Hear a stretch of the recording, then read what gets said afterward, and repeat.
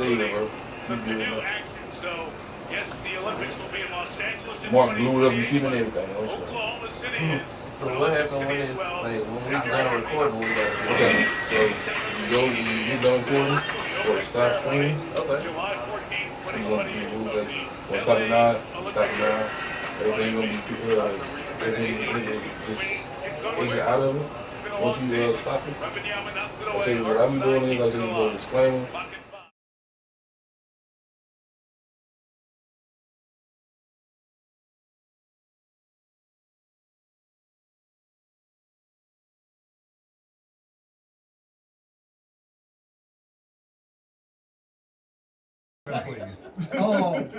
Don't do that to me. What?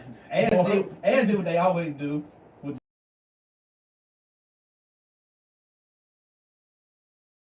All day. Drop top shit with the roof. Niggas got on knee braces. Niggas hooping in Adidas flops. This shit gonna be crazy. This pin. That last time out, but the one that was the loudest this huddle was Keldon Johnson. He just kept saying, be desperate, we have to win this game. Set this back a little bit. Johnson, the one who saw Wembanyama right before the game started in the 7th year How I look? out of Kentucky. You straight? Despite all his time here in San Antonio, they took him back into the first round in 2019. It's his playoff debut. But on this team, That should be good, bro. one of those veteran voices. Lead this 29 Caruso right at Wembanyama across the foul. All right, bro. Break down defensively there by the Spurs. I'll be listening. Well, sometimes you can press so much you put a person in drive. Right now, he put Caruso in drive and got him a chance to get to the paint. Victor was late on the rotations. Abraham?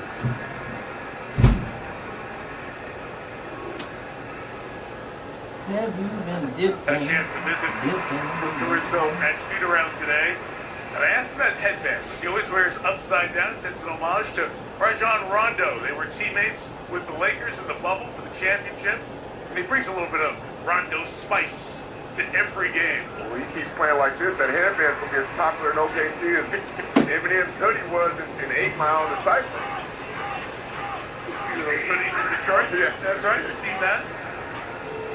Alex brings so much. He brings whatever is needed at the moment when he comes off the bench. Right now, baby. on Harper. Takes it away. Finds Wallace. Hits Hartenstein. Shovels it. Wake it up. In game 4, he was really the only offense in that first quarter. That's the strong move at Isaiah. The foul.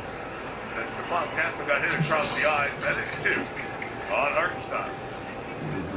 Good, boy. Ball hawk can't play with the basketball.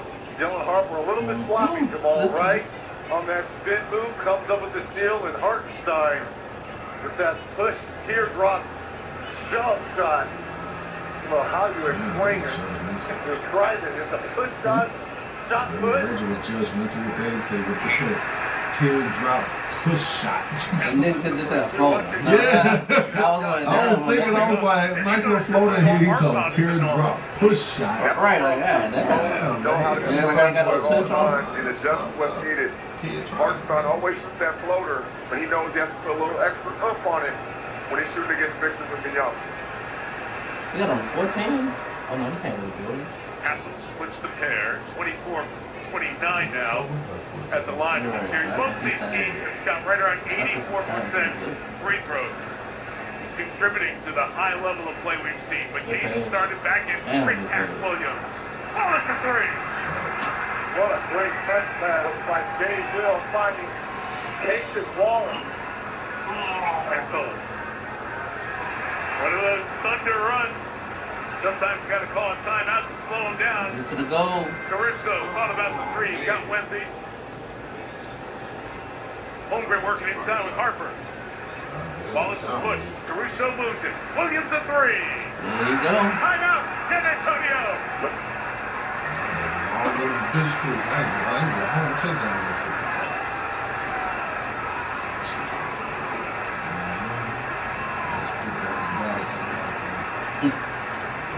Look at the tuck pass here by Williams finding Wallace for the three. And Jalen Williams could not buy one in game 4, but look at the look to Whitney after that main three. 5 of 9 for 3 for the Thunder. Huh? Marcus Taylor. Nice shot, little man. You good, little man? Don't call me little bit. You couldn't.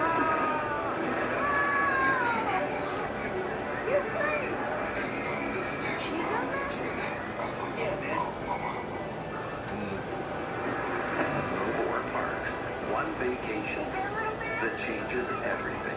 Universal Orlando Resort. Chipotle honey chicken is back. Step into summer with fresh grilled chicken, spicy chipotle peppers, and the perfect touch of pure honey. Open the summer with Chipotle honey chicken. It's taking heat and sweet to a whole new level. Man, I'm loving this new house. Yeah. Every time I drive, I feel like I'm in a movie now. Oh, wow, that's an entrance. Is she okay? Oh, yeah, they always are. Johnny's motorcycle.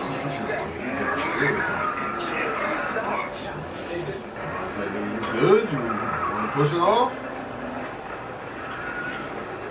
I can do this all day. All new Hyundai Palisade. Epic style meets epic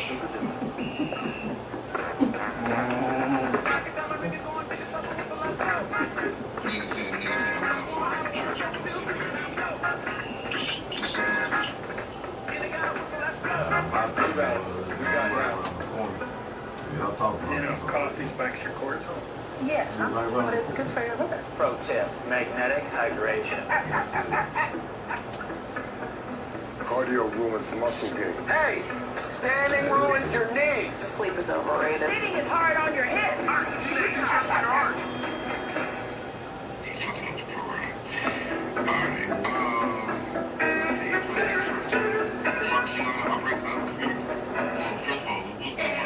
Introducing Gatorade Lower Sugar.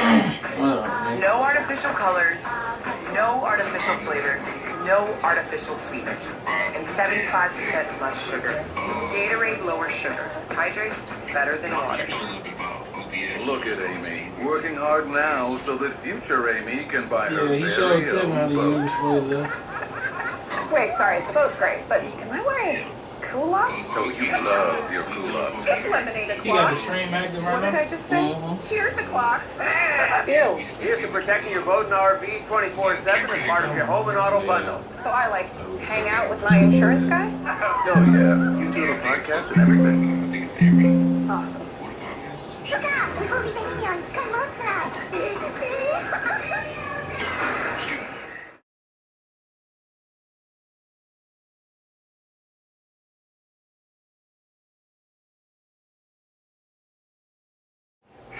Like literally right when we were about to say like fuck it, it It's popped going to be a up. collective effort.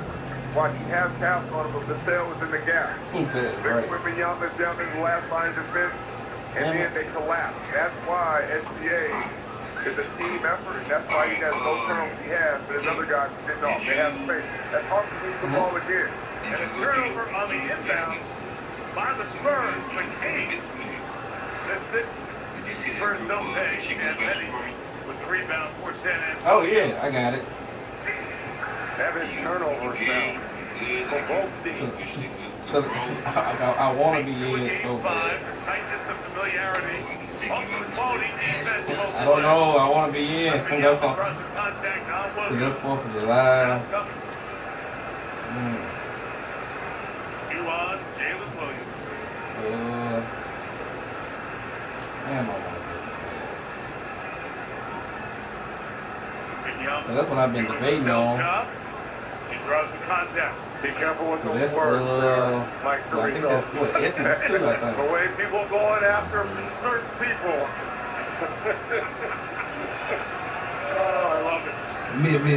Skip. When they When come it's out, hard to they pass got a little on. pregame tradition. That's Check what this out, man. A little football.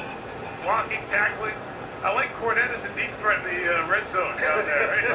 Of course, you Give me a little Dak Prescott. Dak Prescott hits. I love it. Oh, Dak is loving this right now. What's Biz doing?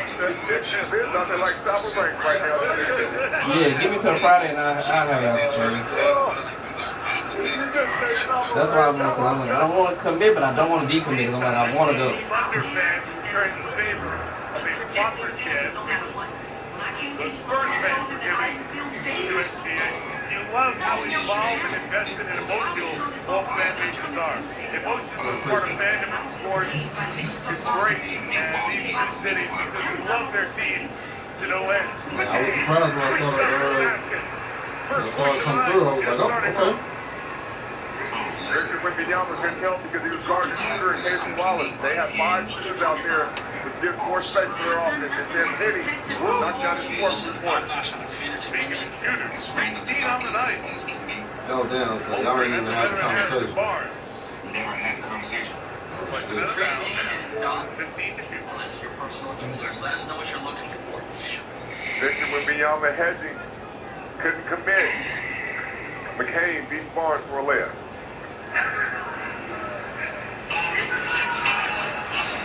Make a play. You can get him out of the lane and you're a shooter. And almost opens the trap door and you get inside. Caruso. Couldn't reverse it. Foul called on the outside. Still hard for everybody to hear a whistle. Caruso took a shot on that drive there, Mike. Slow to get up here. Oh, you? Fouls on Champagny. Caruso gets up.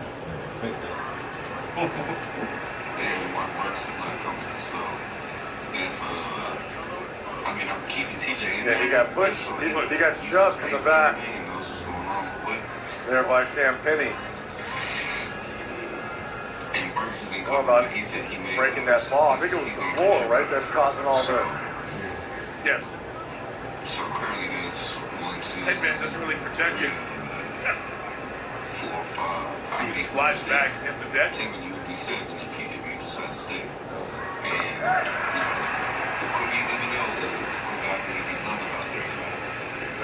it? Contact. The headband, the head to the back. Jamal, you're 3-time 6th man of the year in the league, and I asked Caruso about what he looks for when he comes off the bench.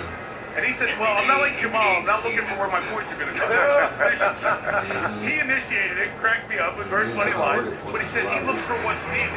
He reads the game. Do I need to be a scorer, a facilitator, a defender? Do I need energy?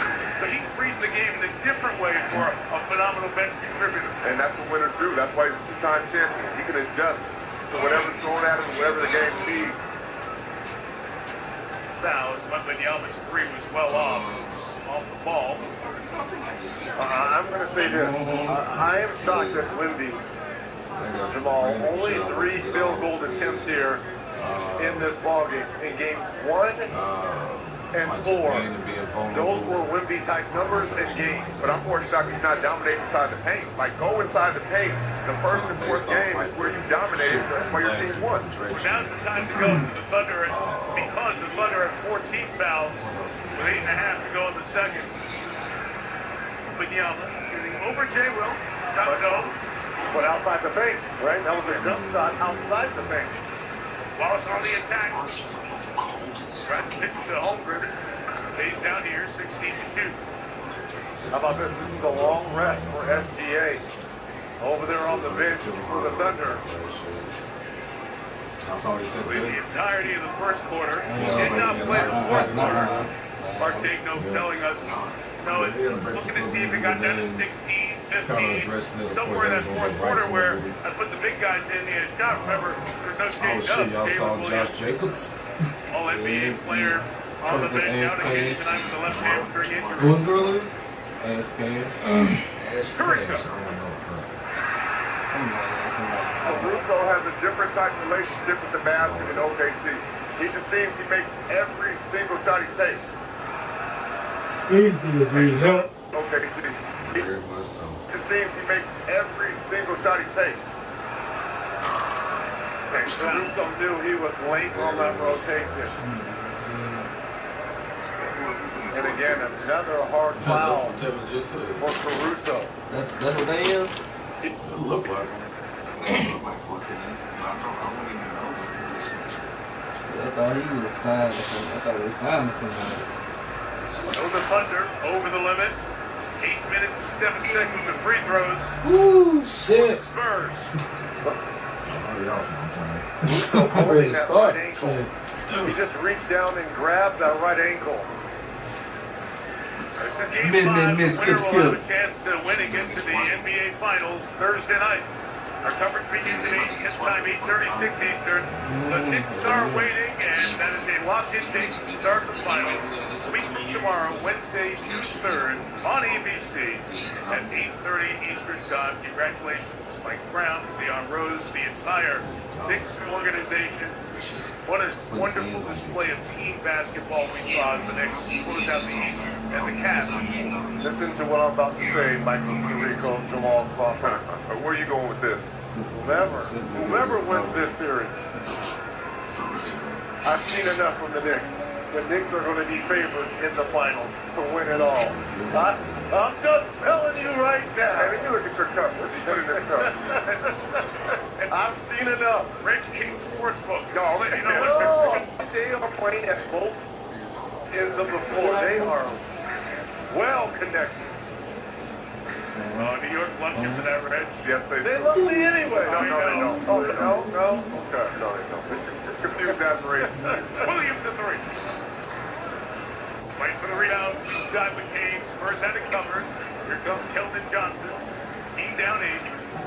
Thunder have led by 10. Spurs have led by 8. Is this 2-all game 5? Fuck no. Holmgren, good contest to get that rebound. McCain pulls 3. Nope. McCain now 1 of 5 here. 2 points. Ooh. Yeah, that was nasty. Fox. Saw 3. Johnson 3. Coming baseline. Then by McCain. Scores over him. Keldon Johnson gets his first points here of the night. Only averaging 8.5 in the series. Contacts the foul on Johnson. It'll be his second. I say only because he averaged 13 in the regular season. SGA back in at the 7:06 mark. Oh, so San Antonio ain't gonna finish shit. Where's the foul, Red? There is none. Oh. Okay. There is none. Play on. Conference finals. Let's go. 13th foul on the Spurs. Little Wayne Quiley got engaged. I think the program said, why the fuck y'all talking about? Goes Alexander 1 of 5 from the field. Pulls back. Tip back to Holmgren. Wemby waiting. Wemby blocking. Back the other way. Runs the That score. nigga check. Every time I see a guy, he be looking sorry in the bitch. Vassell. That nigga scared of him. Castle gets the board. Throw to toward Wembanyama. He look like discombobulated, bro.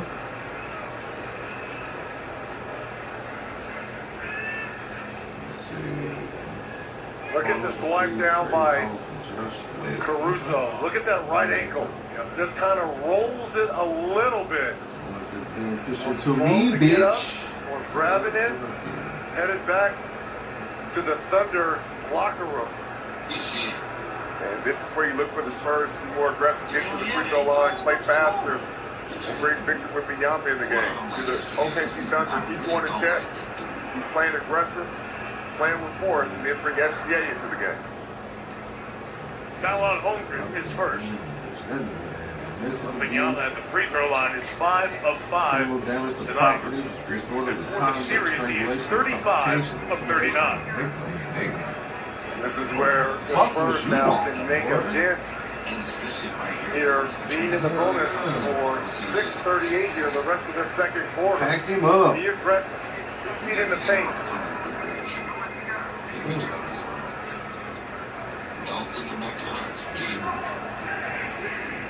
Harper. Y'all people gonna pick him up though. Y'all the Cowboys, man. Oh, you did what? You beat the bitches? All right, come on. We can use you. Harper felt that he got an elbow from McCain first. Next foul in San Antonio puts them over the limit. Contact. All too good. That's not called. The second one called. Lucas Alexander looking to get busy, get to work. Castle does it again, took it away from him, and is fouled on the run. Could that be a take foul? That's the initial signal from James Capers. Great defense by Castle. I mean, that's one-on-one defense. Keep them in front, move your feet, active hands, deflection, and steal. There's the take foul from the back, grabbing the jersey there from SGA on Castle. Transition take foul. Not on the ball, stop the fast break. One free throw. Taken by any player on the floor, so they'll go with Wembanyama, and the Spurs keep it. And they can tie it if they hit a 3 on this trip. It is a 7-0 run by San Antonio. So on a transition take foul, anyone on the floor can take their free throw, right, Paul? Yes. Okay. But you don't want to see that in a flavor. Where she at? Where she at? Kevin Johnson, bully ball 101. Getting bodied by a singer. Where she at? Timeout OKC.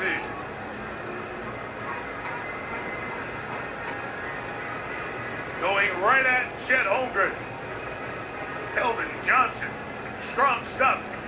San Antonio responds from down 10 to within 1. Home banks hit you with big fees. Not Chime. You bank fee-free and build your credit. And now, you get 5% cash back on any category you choose, like restaurants and delivery. Or gas, or groceries. Pay your monthly bills, get streaming services. Park it in a high-yield savings account. And voila, we're on vacation. And that is cash back too. Is that John Cena? Don't back the old way! Chime is America's #1 choice for bank. Macy's gift line. Gift guide. That voice. I recognize it anywhere. Allie Bailey. How can I guide your gifting? I need to find some gifts for Father's Day. Let me guess. You have a lot of great men in your life. Princess treatment, if you will. Yeah. Super protective, but extremely loving? Well, yes. Help check your identity from a young age. That's actually spot on. Then I say this gift needs to go triple platinum. I like the way you think, gift guide. Remember the dad? Remember the gift. Father's Day starts. No, we didn't. No, we did not. Did we really need one of the most iconic directors to film a simple porn? Huh? Of course we did. Patron. Simply perfect. Yo, yeah. I know you're all about the footwear, so I got you something. One big shoe, flip it over. Boom! Shoe phone. Uh-huh. And look, you can play prize picks on it. Kiffin?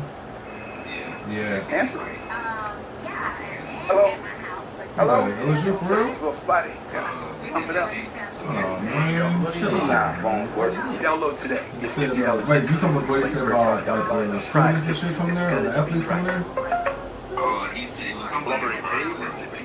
It's bundle and save on insurance with Liberty Mutual. Okay, let's do another take. What do you want me to say? What, you talking about Sarkasian? Yeah, recruiting and shit. Yeah, Okay, let's pick it that up was one of those things that he had said something along the line, paraphrasing, that it would be a little, it was like, it wasn't as simple as getting them to come there because like when the student athlete's parent maybe would say something like, my grandparents don't really feel all that good about coming to visit me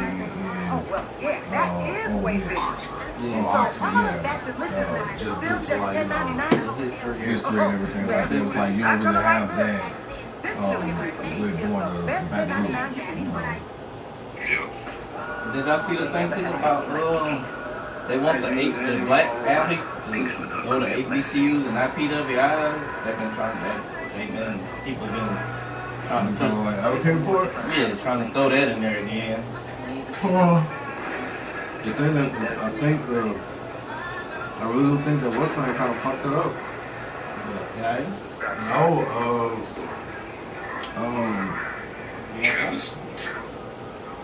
Yeah, Prime. Yeah, I think Prime kind of fucked it up.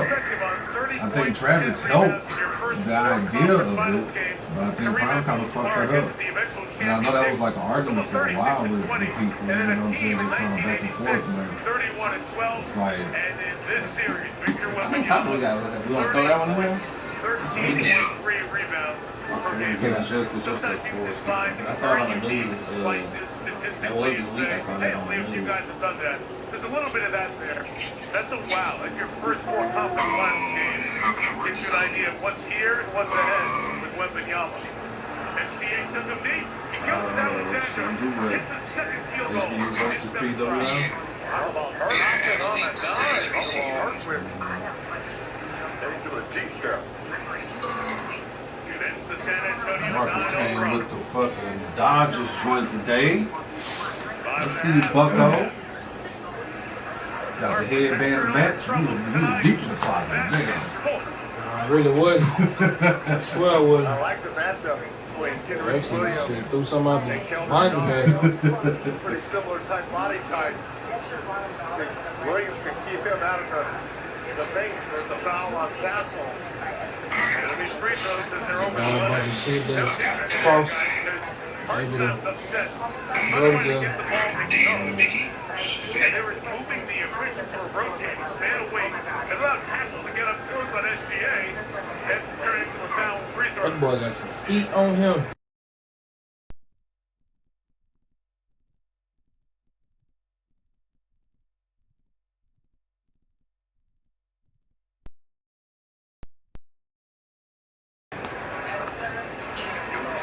How long that time will take to go out? I think it's 30 Free throw minutes. attempts for the Spurs tonight. So, 11 I mean, to the Thunder. we've There's been only been one miss between the two teams.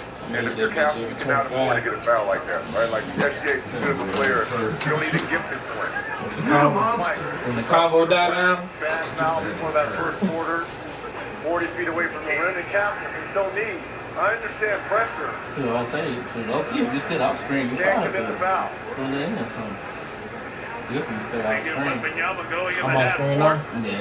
Two bodies go to him. Castle slides over to the elbow. Nice. So that's when you, Nice. you That shot can was turn it good and angle because it. they don't want to switch. SGA or anybody else on Victor. Take advantage. Alexander pulling it back. Shouldn't have been too far. Mid-range shooting rhythm that so often dominates 55% of the field Alright. in this regular season. I forgot they got a wide ass Get name. there now, Mike. Oh, damn, we low. Absolutely a little bit more tired, more winded, more energy used. Towards Wemby. Wide body. Wembanyama Wide body. Henrik Williams rebound. Yada, yada, yada, yada, yada, yada, yada, yada, yada, yada, yada, yada, yada. Jordan needs one. What's the last song everybody singing? Spinning. Man, I heard this song before. This crowd's very high basketball IQ. They know their guy's 2 of 11 from deep, and they need him to hit a few. They want to take the lead in the series. Loose inside, Dort on the deck. Jump ball. Harper and Dort. Gordon's upset. He believes that they had a timeout before then. Here's the scrum down low. Look at Dort. Burst to the floor here. Get control of the You know one thing I basketball. love about that new Google feature where you can take a picture of something and Maybe just it's let it search Johnson it on up the there. jump here, although Amazon Wembanyama and is shit. lurking at the circle. I said nigga As Lou the Young officials wearing a discuss clean ass windbreaker to shit. be in there for the jump ball. I just took a picture of it and found out where it was. I was like, damn, this is so cool. Gotta get to the other side. There we go. It was like, was it the black one? Now he had a Wembanyama will it was sit like 17 green, minutes, only green, 1 of pink, 4 from the and field. white with a yellow stripe. He has in it. I'm 9, not trying to with put 7 that. made free throws. I forgot you did stuff like that. I was watching Because that's why the Spurs are in the position they're in the now. other He's day. already proven he can dominate the dude paint. beside him, Trey Why had are on you always like taking a 4 shots? burgundy. Why are you jumping? Burgundy. It's an This is Under game Armour 5. set. Whoever wins this has momentum to close this thing out. Yeah, it was clean. And you just took a I just picture took a and picture. uploaded on Google and And they found if I ain't find the website and everything. I was like, I need to get on my phone. You have no way more fine pictures. Fox the defense. Gilgeous Alexander. Oh. No Wembanyama. Can you get closer to the basket? Right there, SGA kind of wanted him back. You know he likes to go left with that full step back. That time he goes right. Harper responds for 3. First field goal of the night for Dillon. And he's the one that's been more quiet these last couple games. When he's aggressive and attacking into the basket, into the paint, their team is much better. He dropped 2, could not get it. to Hartenstein, his 5th turnover of the night. Champagny out of the corner, right at Holmgren. They're driving and Chet. Who got the block there? But Champagny keeps it alive. Good defense, Casey Wallace, to deflect it out of bounds. Here's Sora. After going to the locker room, guys, Alex Caruso comes back out and immediately makes his way to that Thunder huddle. Process. Those were his words for his guys. He's still on the bench right now. With a heat pad on that right ankle. Back wrapped up as per usual. De'Aaron Fox. Off on that one. He's 1 of 8 from the field. Fournette down. 5 on 4 the other way. Good recovery. Dort inside. Holmgren. Foul by Jeff Henning. His 2nd team over the limit free throws.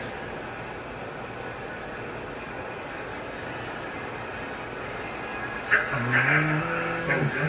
Holmgren, born in May of 2002, turned 24 earlier this month, and remind you of the ages of some of these players because they're so accomplished already in their careers. Both teams here. And you can't help it. When you're at home, you hear it. People are saying, wait a minute, you're 3 rebounds under your average. You're a few points under your average. We need more of you, especially because your other running mate, J-Dub, is out. You hear it everywhere you go, but you hear it in your house as well. Your homeboys texting you, your family. You got to be better. You got to do better. He knows that, and tonight he showed up to say, I'm gonna do better.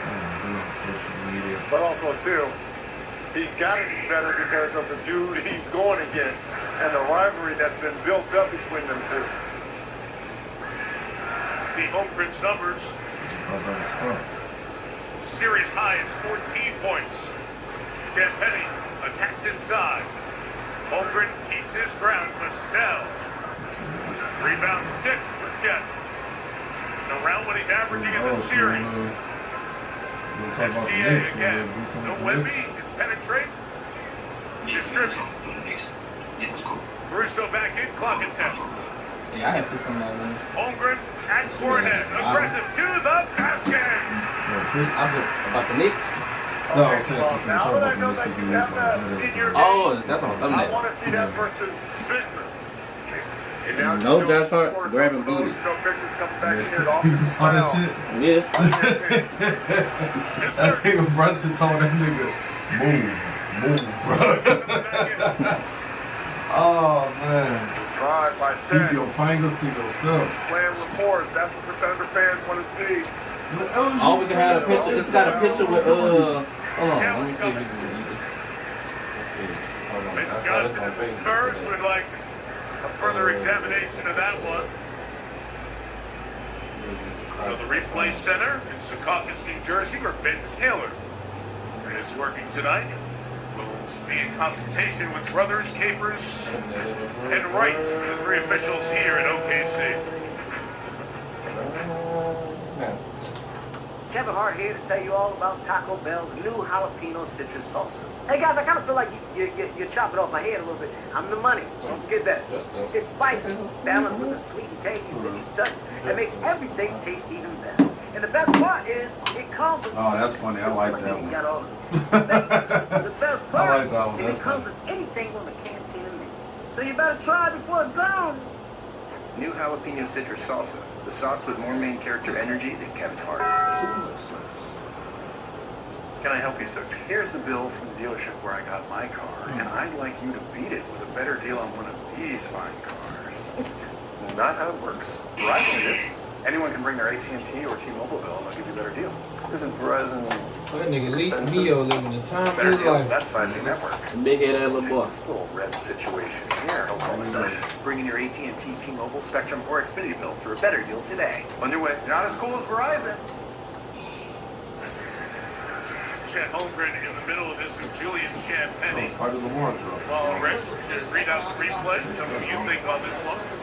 Well, there is a little bit of a chicken wing there by Champagny, but I think there's some push by Champagny. We have a defensive foul. Oklahoma City. did? You saw it? We're in the penalty. Yeah, what you think? It'll be 1 plus the 2. San Antonio. Probably give it like a 6 out of 10. Alright, so what you think about the first one? I feel like, to be honest, I feel like the first one might have been a little better. Right there by Chet. Yeah. The Johnny Cage shit was kind of cheesy. Good call there by the officials. Yeah, like the little trailers and shit. I was like, this look like it's cheesy. I was like, that may be a win. His character always been like that, but I think they could find somebody better. So many guys, it's the Yeah, workout that was something guys that who are developing the young players on both of these teams. When I saw he was him playing, Back deck that is looking at the tablets for these replay challenges. I think people that didn't know the new guy in the first one, they'll be happy. yeah, I heard they Johnny Cage his ass in this one. They'll be happy. Hell yeah, fuck him. I said that's fucked up though, how it happened, but I can't wait to cheer. I was like, oh, that's cheap. I was so fucking mad when I saw that shit. Like, who the fuck is this nigga? I don't fuck about you. You ain't even the character for it. Ain't you been going up? Man, this don't make no sense. And it's an honor for Jamal and I to be. I'm gonna be honest. I feel like if they ain't have Kano, he was in this one too. Oh, damn, this is? I shouldn't have said anything. No, it's fine. If they ain't have Kano in this movie, it would have been. It would have been a rough one. Is the same dude that played Kano in first? Yeah. Oh shit. I feel like Kano made the first one. Yeah, he funny as shit. I feel like this one is just. You guys trying to win the Emmy next year? Can I call the game? I don't know. I watched all the Mortal Kombat growing up, so better graphics, better effects now, but still just don't feel like I'm captured by the story type shit. I don't know. The first one felt more. Damn, they fucked life up, man. Like, you was engaged with just read the landscape of the game. I come in and do what it takes for me to be successful and our team to be successful. Tonight, it's scoring and defense. Cheesy bullshit to like entertain my like childhood. I don't know if I know enough about Street Fighter to even watch the movie. I played Street Fighter, I had the game now. First quarter. That's the thing. Street Fighter ain't got like a main story. No story. Mortal Kombat is found different ways to create a main story. Like I feel like even though people say they don't fuck with Tekken like that, I still feel like Tekken will have the best movies because of its storyline shit. Right now, Mortal Kombat got the most nostalgia, but so much better than San Antonio are. They get to the free throw line, they're hitting threes, they're ending the score the right way. Somebody play Bruce Lee character, they go, hey, how the fuck I did? 25-14 advantage. Make that 26-14 bench points advantage. Yeah, we know that the bench has been very dominant other than game 4 in this series. If you watch it, the Oklahoma City when I first saw Jack, I was like, oh, this is 119. His first 4 games, but it was only a 4-point edge in the last game. Luke Kane put on some weight. Went dry. Not tonight. He took, you know, the combination of the OKC bench going off and Victor Wembanyama taking 4 shots is why the Spurs are down. Thunder have hit every one of their 16 free throws. Castle, no. Now he's got 3. Portal stage. See, shit like that is what I miss. Y'all don't have to fight on the stage. Make the stage our move. Like, I think that shit is fun. You're going to see that in the second. For sure. 8 free throws here alone in this first half. 2 or 3 of them. See, this is not being disciplined. That is the shove in the back. Gotta just start cleaning up the house. And to keep the score in rhythm. Remember that green kick? Yeah, in rhythm by getting free, easy points. Well said.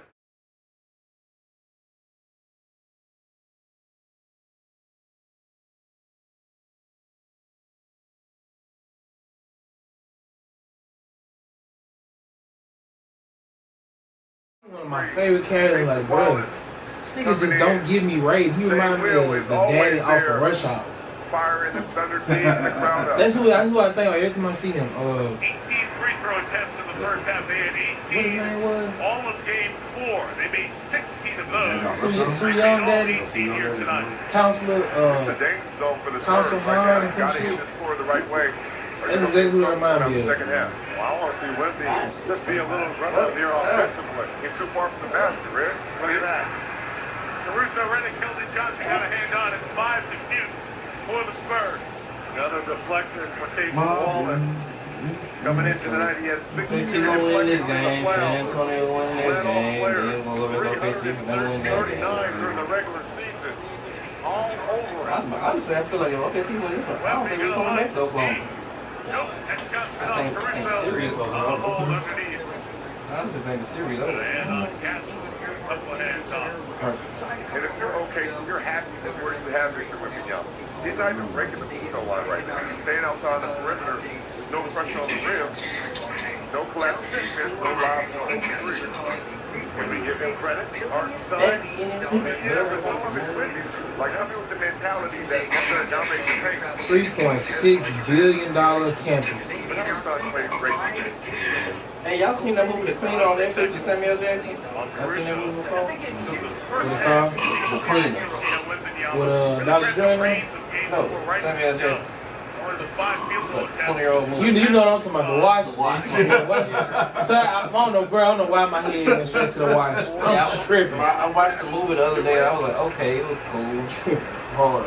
It was a cool, quick watch. You know. That's it. Oh, never seen that movie. The watch? I've seen it. Yeah, not all the way through. I've seen like pieces. Understanding the It's another movie. Dang, it's another movie I wanted to tell y'all I ain't seen. Overly aggressive with the teams and the bonus. Man, remember that movie on BT used to come on with And a Silk guy Shot? like that is keeps going to the free throw line. No, the other one. I got the hook up. Well, he had the girlfriend. She got beat up by the cop. She was in the hospital. Is it? It might be, nigga. I ain't gonna lie to you. You gotta think Snoop in there. Yeah, I think that's how it was. That nigga Silk so horrible, bro. Oh, that movie. That nigga so horrible acting, son. I remember parts of that movie. I ain't seen that one. How the fuck they keep putting this on TV? Yeah, that's how it was. That shit terrible. Largest lead in this first half for the That's how bad it is. I didn't even. I said, bro, he hit hanging like he crying.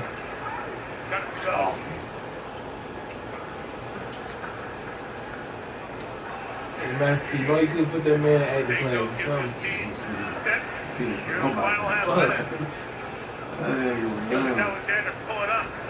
Damn. Y'all just show up. I ain't fucking with them this game. The series changed when they started being more physical. Might be a little too much physicality. That's another reason I feel like if they do go to New York. Ooh, good pass.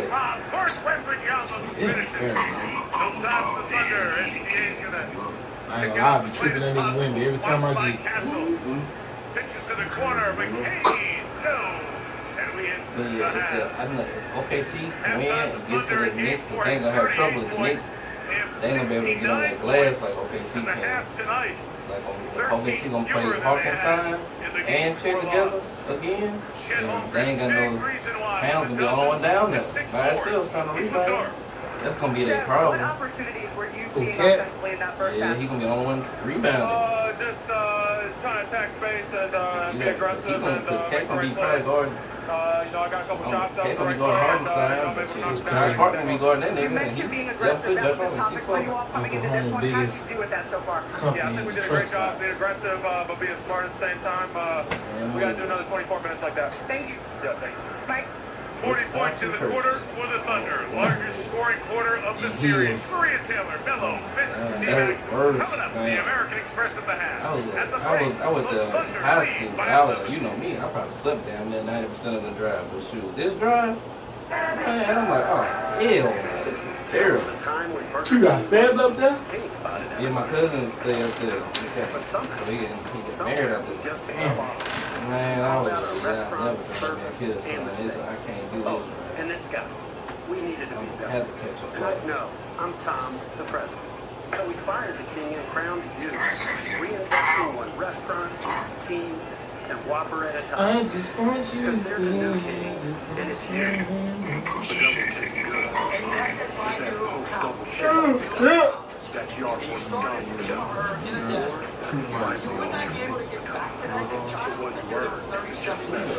That was done.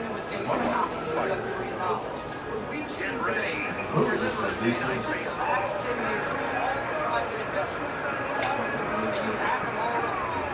This project is still $1 billion more than all of that. Digital is building 2 data centers in Cincinnati, creating over 1,600 construction jobs, as well as 200 direct jobs, paying about $90,000. That's 2 data centers.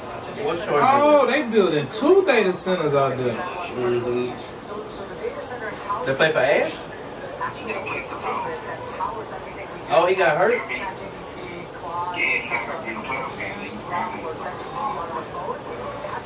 I ain't even know he had got hurt. I did not know they building 2 of them hoes. I just knew they bought the land. So it's 2 of them? I thought it was just that 2 of them, 3.6 billion. I be delivering out there, but I didn't know it was gonna be 2 separate. But they still clearing that area out. Lego says ratepayers will benefit from this. This is simple.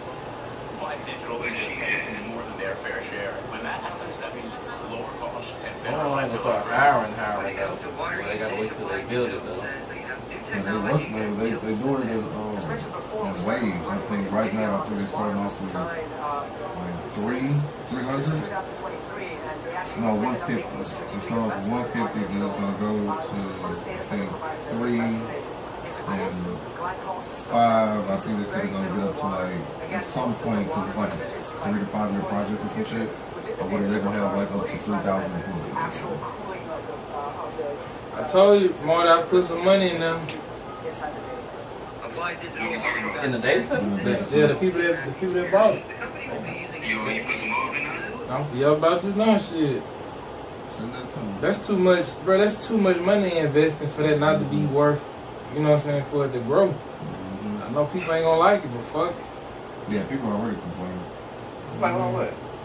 Just about it. Go ahead. I don't know if they put like another one in Rapids Parish, but I did read something about that earlier.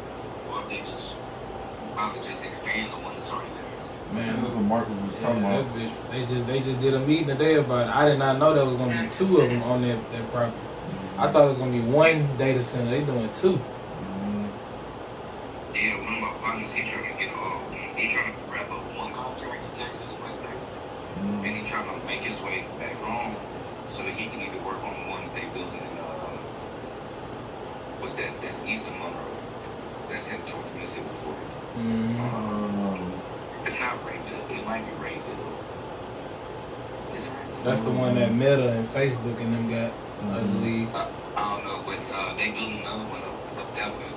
And they're building another one in South Louisiana between like Cameron and shit. Yeah. So yeah, he trying to get back home so he can work on one of them. Cause he was like, bro, like them data centers, they take 2.5 years to build. So think about the investment.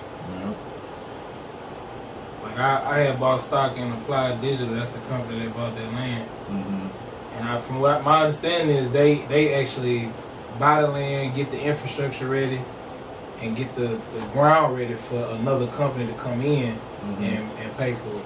Okay. So they pretty much the people that set the site for it. Okay. I mean, they gonna be technically be like the landlord of the AI center. So that is. And I know whoever owned that land and sold it. Shit. Now I'm thinking about that land that's between Amazon and that bread warehouse. Oh yeah. That big ass over here. That's what I thought it was originally. I That's did what I thought too. it was gonna be. Yeah. So now you got Clico, out there, Boys and Cascade. You can have the AI centers, whatever fuck. And come on down. Amazon truck stop expanded. Some got to go in that area. They really do. Yeah. It's too much land out there. Too much. And going south. Yeah. This is too much land. There's literally nothing in between Ellick and Bill Black at Exeter. There's nothing. They said there's gonna be a lot of cancer in there. That's what people ain't freaking out about. That's what they mad about. I mean, they already saying that about, down in PRs, Cancer Alley. Oh, yeah. Oh, yeah. All in damn oil plants. And Cancer Alley is in the grocery store. Right in the inside. Boom, boom, boom, boom, boom. Need to ask B if she invested in any AI. That's a good question. I should see this one. I'll ask you. I'm in a couple of them. I'm in NVIDIA, Applied Digital. I got an ETF that do like the chips and shit for the computer chip, semiconductor chip. Hey, who the head coach for the Knicks? Mike Brown. It is Mike Brown? Okay. He ain't got a chip as a head coach, does he?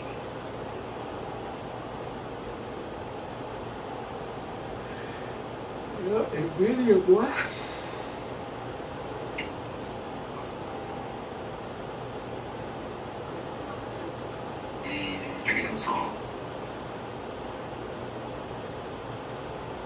I'm so burnt out. Damn, where's she at? Let's see, 286.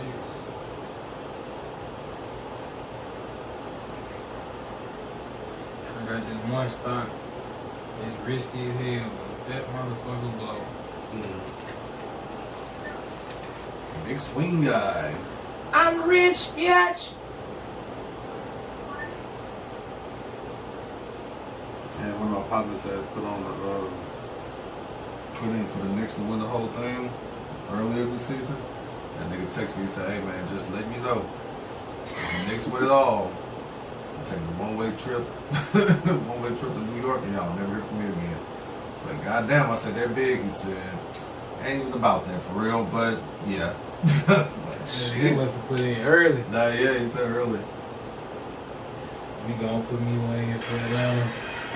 You feel me? You feel me? I'd be like, holy shit. Y'all heard from that nigga Marcus? What up, nigga? No, we did not actually. Did we hear from who? Maybe he said if he hit, like you heard from Marcus. No, we did. Okay, Spider-Man 1 got an 8 from IGN. I'll take that. I wish they would put Spider-Man back on all consoles. I'm sick of this bullshit they're doing. Yeah. I was happy they put it on Disney Plus. I just don't know why we hearing more about Spider-Man. I mean, more about Dr. Doom than we are about Spider-Man. Spider-Man about to drop in A month. Let me hit that switch.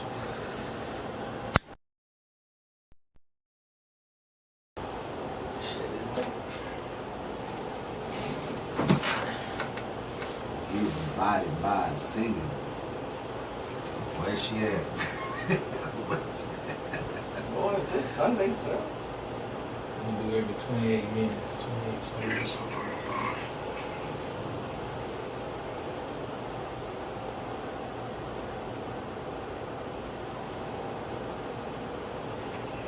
Alright, let's go ahead and get this shit going. There's that. That's up. Post it over here. And put this one up. I got some more of them college shorts just made it to the house. Oh, did you? Yep, finally got them Jackson States. The ones from Yep. From April 1st? No, I did another one. Oh. I got them. I'm about to say, ain't no way. Talking about from that 60% off sale we had? Yeah. Yeah, I had been got them. I ain't even worn them yet. They at the house. But then I did a pre-order for 2 of them that didn't drop until May. That them Jackson State, they kept selling out. Said they wasn't gonna ship until the end of this month, so.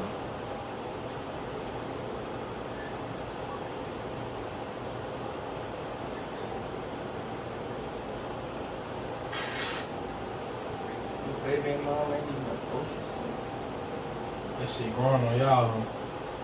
Now they even saying that stuff. Yeah, it's right. The thing that's on me is Shabang. It's everywhere in California.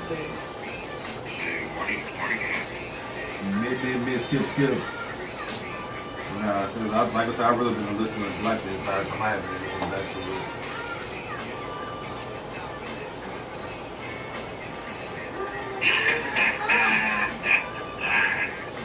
I already know where that's going.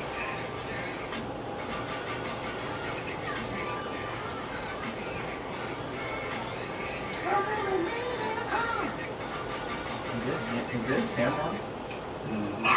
Jimmy said he want to do a versus. He want to do Jimmy a versus who? with camera? Man. Them niggas gonna end up fighting for one. And two, Jimmy better chill out. Hey, don't sleep on Jimmy. I see $10 sign. Fuck with Jimmy. Don't sleep on Jimmy mixtape. I'll fuck with Jimmy, but camera? Him and camera versus? I see $10 sign. Cut the locks. Yeah. Oh, did it?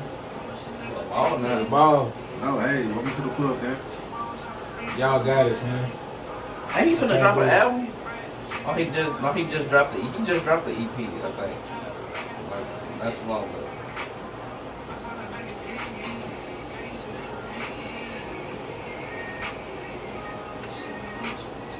Lil Wayne needs to do this next. Association. EBA? Ball Brothers Association of America. Ball nigga. Ball nigga. They got that anthem, boy. We was happy, man. Got a little something. Shit. I ain't got no half there. Oh, like a basketball. Ball. Good to go? I'm ready. I think we are ready. Monkey Panda. Yeah. You got to scoot up a little bit. Oh. Teach me.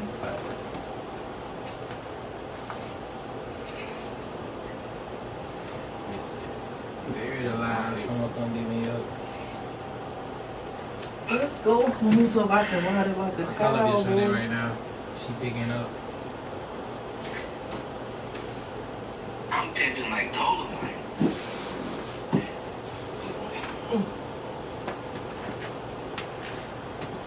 Every time I close my door, this dog comes to the door.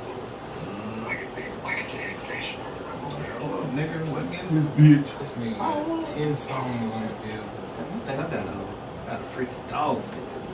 That's fucking crazy. That's always fun. That's always fun. Alright, y'all good? Y'all good? Y'all ready to go?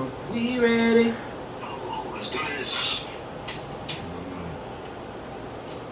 Boy, I'm talking about I was out there. I can't believe this food. Yeah, for real. Shabang. Alright, going live in 2, 3. Glad I waited because goddamn, that burp was crazy. Did you go from 2 to 3? I did. I started to go from 3 to 2, but then, you know, it just happened. The numbers started happening already in my head. I was like, okay. Sorry. Now I think I understand like how women be feeling on some shit. It's like you say some shit in your head, and then like you just say the rest of it and expect the rest of it to be like heard, understood already. Just like nigga, nah. No, okay, but I guess we're here now. Oh man, but yeah, shit, we good to go. We good to go. We good to go. I fucked up last week thinking that like we was on episode 103. And whatever. And I was like, I don't know what the confusion happened with me. Nah, we was actually on episode 102. Yeah, I know. Wait, hold on. This one's 103. Yeah, this 103. I don't know what I saw last week, but it fucked me up. No, you were right because I had it misnumbered on the. Oh, so Mark. I had it misnumbered. Yes. Accountability, people. Yeah. That's how we do it. I was wrong.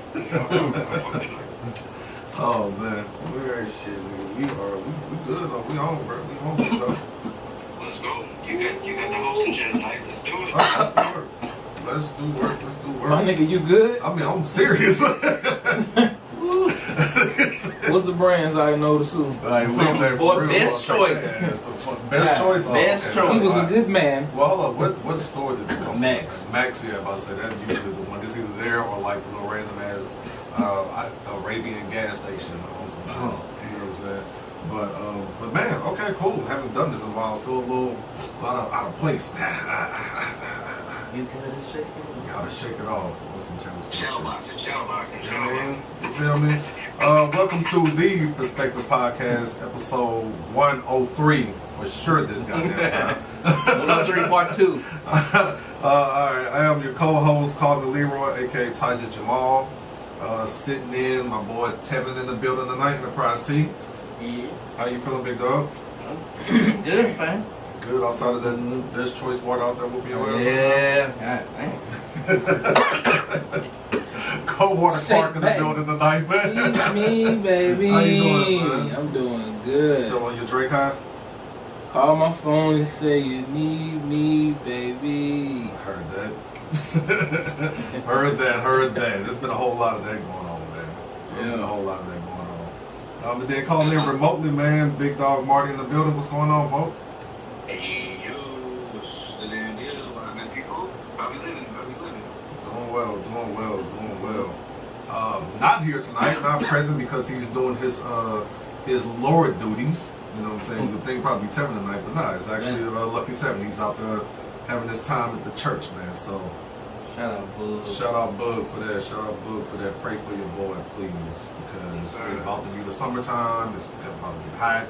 These kids are out of school. They mad about camp and all this extra shit. I do not care. This was the one time I had to put my foot down on my daughter and was just like, girl, no, you're going. Like, I ain't trying to hear that shit. Oh, you sending her to summer camp? Yeah, like she wanted to go to the Wilds, but she can just swim every fucking day. Yeah. But I'm putting her in like this other camp to where like it's some educational shit too. She was like, Dad, I just went to school though. It's like, it's not school. Like you get field trips and you go on the water parks and everything else. Like you're gonna have your time at the Wild. Like don't worry about that. You know what I mean? But outside of that, got a house full back at the house now. Kids out there, college student came back and shit. So prayers are definitely needed. Well, that light bill going up. Oh my God! On a Tuesday. Fucking food bill right now. Nigga, we bought 3 cartons of eggs the other day. 3 of the other kids are gone. There's only one kid there. There's only 1 carton left already. It's like this nigga just eat fried rice all fucking day. Like, that's all you do, man. Fried rice and just make it. Gotta buy some egg white, man. Stretch the eggs. I'll just tell him, look, I got breakfast. Oh, I got lunch today. I got dinner today.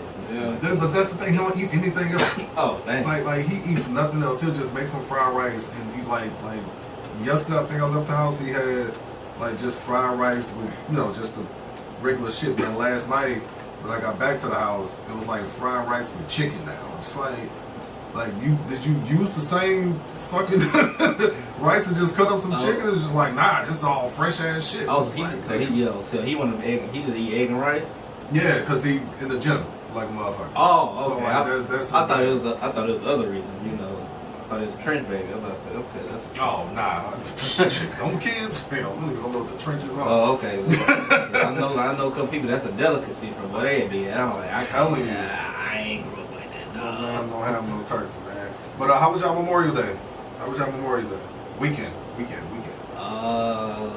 what Truth be told, I cooled it. You know what I'm saying? I ain't do much of nothing. The rain was so inconsistent, bro. Like it really like messed up my whole groove. You know what I'm saying? Like it was just throughout the times it was raining, it just messed up the whole track of the day. So I was like, man, you know what? At a certain point, I'm just going inside. That's a fact. So yeah. What about y'all? Shoot, I thought it was like you said. I thought it was gonna rain all weekend. Rain really didn't come like this. So I spent most of my day just in the house, catching up with some movies, TV shows. Yesterday, went to my parents' house. You know, Dad, he got to cook something, so he threw something on the pit. We ate that and chilled over there for a minute. So I spent a lot of time, just relaxing this weekend. Well, Clark, what you got to? Same for me. Spent a lot of time sleeping. Still tired. Yeah. We got 6 jobs. I need a full vacation. I need a full 40. Yeah. Put in for it. I know you got the time, man. I do, nigga, but for some reason I like holding on to that motherfucker. I don't know why. I'm like Raheem Morris. That's that old nigga shit. If you want to use that damn PTOs. I'm like Raheem Morris with the timeout. just gonna hold on to them. Hold on to it. Yeah, Do your shit like roll over like every year? It just continues to go. Yeah, continues to go. Yeah, that's even more reason for you. You gotta take 2 off. Hey, I know, but you know, being the only nigger, you know, I'm just trying to make it say, hey, I gave you niggas 5 years without it. You should be good. Dang. I'm taking off. I gave you niggas 5 years, brother. I got shit to do. Yeah. Hey, but look, just because I don't use all at once, I still get around. I still take off. I still add it with other days. I still get my 4, 5, you know, another way. But as far as just me taking the full 5, it's been a minute. No, you gotta do that. You gotta prioritize that soon. No trust and believe. That's just since you got it. Yeah. I ain't doing anything really. I'm gonna kick with my brother in BR over the weekend. Got to see my nephew play some basketball. Got to meet his stepdad. He was a pretty cool dude and shit. And that was it, man. Ate some good food out there. Watched some fucking basketball, kicked it, chilled, and drove back Sunday and just hung out. That was it. Watched some fucking TV, like Tevin said. Caught up on a movie. Caught up on The Boys. Yeah, that was it. It was a real chill day, like really real chill day for me, like yesterday. But the weekend was pretty nice, pretty nice. So cool, man. I'm glad everybody had a super chill, man. Got y'all some rest, got y'all some good food. You know, shit. How we feel like starting tonight, man? Y'all want to start with some sports? Y'all want to start with music? What you got? So nobody cooked over the weekend. Marty was the only one that cooked over the weekend. Oh, yeah. I made a salad. Couple salads. Oh my god. Nigga. We're losing recipes. Look, nobody was here for me. My family gone. Like, you know what I'm saying? So that is not a recipe. Yeah, I ain't cook a damn thing. I was gone eating. I went to the taco truck. Alright, so when's the next time we're doing like we gotta organize something here, like because you know we responsible for the barbecues and shit, especially you, TJ, you know you big baller. You know what I'm saying? Like those responsibilities. Like, yeah. But nah, you're right. You bald, you 40, like what we doing? Hey, you fit the profile. Yeah, I'm about to say, now I got the charcoal and the fucking propane grill. I got it all. Like, you're right. You got both. Blackstone. You got the Blackstone and breaker. You trying to do something at the house, up at the studio? What we trying to, at a park somewhere? What we trying to do? The last time we tried to do something in the studio, shit ain't really work out right. I don't want to be. Oh, that was it did not work out right. That was a crawfish stuff, wasn't it? Yeah, like, you know, like, I don't know. Fuck around with me, I might decide to make sure everybody eat late too. Like, you know what I mean? I ain't trying to do I ain't trying to do things like that. I don't know. But nah, I don't know. Like, shit, what, Father's Day coming up? Yeah. Father's Day coming up, I might throw something out there. No problem with that. Damn. No problem with that. It might be something. This Father's Day. Yeah, let me ponder. I don't like how Marty just throwing responsibility on me like that. But we gonna see. Let me ponder. Hold on, wait. You know, there's the Father's Day thing. Oh shit! Never mind. You know what? I have been saying that I want to do something week 1 though. Like that's all the way back, like it's all the way in September. So week 1 might have to be it. That might have to be it. Yeah. Okay. Week 1. Week 1.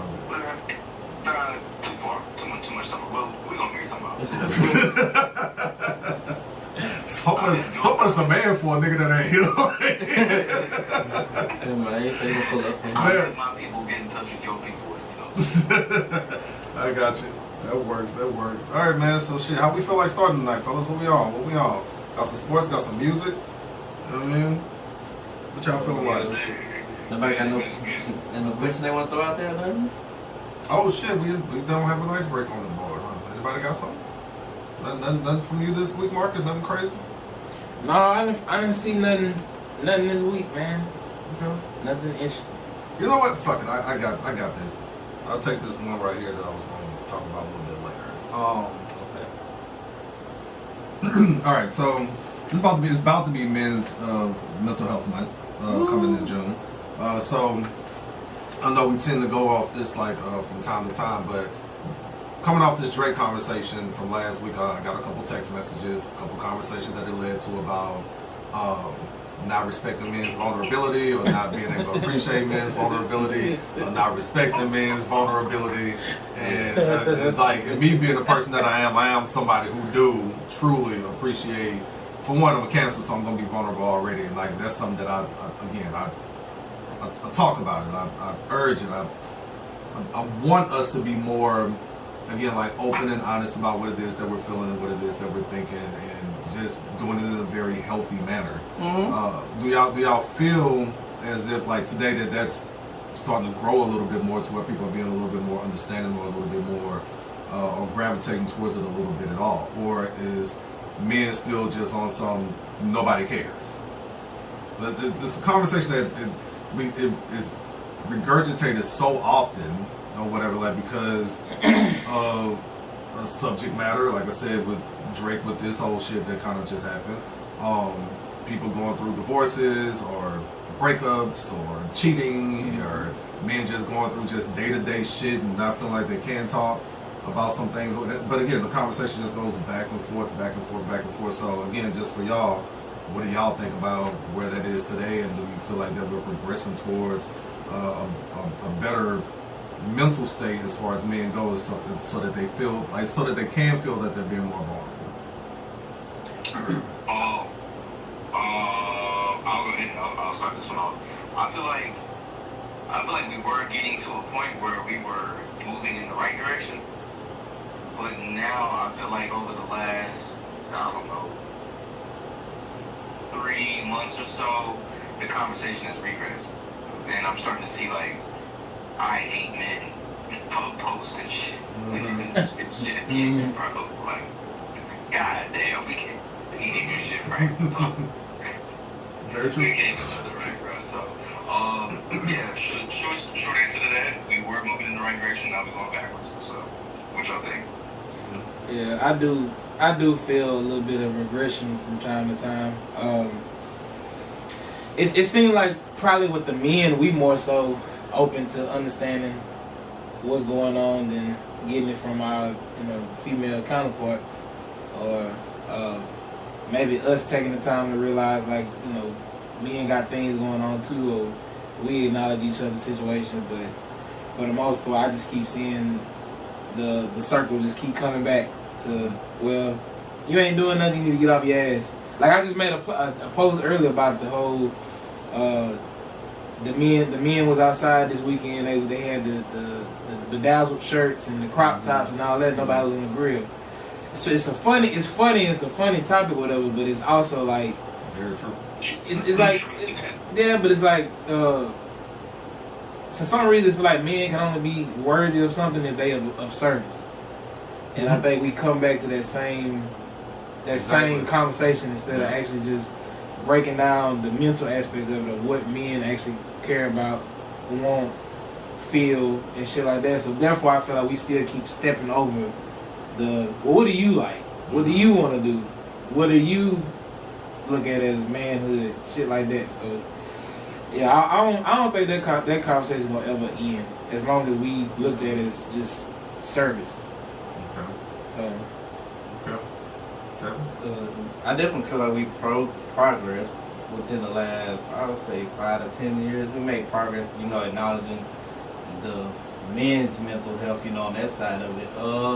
Like I would say, like I feel like it kind of it gets kind of stagnated, Could just be, or maybe could just be what you see on, maybe what I see on social media and stuff, with conversations or whatever. But it seems like the conversation gets kind of stagnant. Like we're like, okay, yeah, now it's like we acknowledge, yeah, okay, men have feelings or men have issues or thoughts and stuff, but then like you say, it's kind of like where it stops. Nobody not too many people take the time to go deeper and ask some of those questions to get an answer.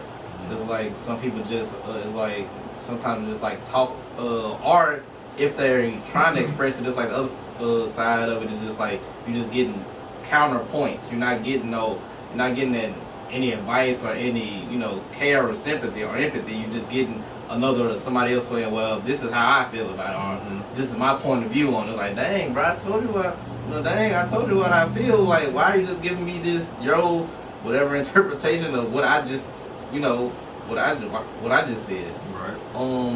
But yeah, them conversations they gonna always, it's gonna always go like that. Sometimes we're gonna care about it. Sometimes it's gonna always be it's gonna always be up and down like that. I don't know where it'll get to a point where it'll just be kind of, stable as far as like with, especially like with the women's situation. Like I feel like we became more understanding, and that conversation is more stable and more productive as far. But when it comes to the men's side of it, it kind of just get like, all right, yeah, we hear you. And then, all right, we gone, and we gone on to the next thing. And that ain't just, it ain't just women that do that to men. Some other guys, men do it. We do it to each other too as well. So, that thing is just gonna, something I feel like just gonna always be kind of what it's gonna be. Because one of the things I had got, in like just again within like the Drake conversation was like why are y'all calling him a bitch for expressing himself? It's like, well, I don't think like we didn't. All right, but that's those words are never uttered. Yeah, exactly. So keep that in mind. But it's like, but no, I'm not saying it was you guys, but it's conversations that I'm getting around or whatever. And I'm like, well, people have been calling Drake a bitch for a long time for being vulnerable or whatever. But I also said that Drake being vulnerable is a superpower of his. Like, he's always been that way. We always got this version of Drake and we always appreciated it. You know what I'm saying? So now that we're being critical about the music and what it is that he's talking about in it or whatever, doesn't mean that we're shitting on it at the same time. You know what I mean? So the thing, the other part of the conversation I was having was, we appreciate when men are being vulnerable. And we like to be appreciated when we are being vulnerable to a sense to where we do feel safe enough to say something and not be concerned about some shit. Because like I said, again, the conversation from men to other men is like, yo, man up, do what the fuck it is that you gotta do. Or men to other people, well, if I tell you what it is and I'm feeling, why does it matter? Like, what are you gonna do about it? You know what I mean? And then the other part from women to men, just like, well, like you said, it's like a deflect, or I don't really understand, or now you're making it about something else that has nothing to do with anything. I believe that we have made some strides, but I also like the fact that men are just being more accountable for our own shit, and that we're talking about our own shit. We go into therapy, we're having the conversations, we feel safe within like the groups that we're in, like the fellas that we talk to, et cetera, et cetera. So I like what it is that we're doing, but I just think that we just need to continue to set the boundaries when it involves other people and when we're talking to them about something, you know what I mean? But the number one thing that's always going to be talked about is just the relationship between men and women. And for me, I just feel like I found like my perfect partner to have this conversation with, you know what I mean? Like, if I'm going through some shit, I know I can talk to her. Now, again, I know that everybody don't have like that luxury, but I will ask y'all this, the lady friends that you do have, do y'all feel like that they understand what it is that you're saying? Are they somebody that y'all can go and talk to and have that moment with, to where they feel as if what it is that you're saying is making some sense to them and they can respond accordingly? I mean, shit, do y'all got friends of the ladies? I'm thinking of like all my female friends. Yeah, And like in totality, because at the same time, like, I do have female friends that are genuine female friends, and they treat me like a brother, you know what I'm saying, and that's cool. And then at the same time, I know how those women are outside of our friendship. Like, some of them absolutely despise me. Which is a crazy dynamic. It is crazy. Like they only view men as a financial provider, and that's it. Like, some women will say, I absolutely hate whenever men approach me in the club, the bar, wherever the fuck, like the grocery store. Just it's I forgot the phrase she used, but it's somewhere along the lines of like cringeworthy. Okay. And I'm like, damn, like, I don't know what not. But in my group of women friends, like, it's cool. Like, I can have those conversations with them. Truth be told, I just had a conversation with one not too long last week about some things. And truth be told, I haven't talked to her quite some time. But we definitely had a conversation about some things and shit. She heard a nigga out, and that was that. That was that on some shit. But what about y'all's female friends?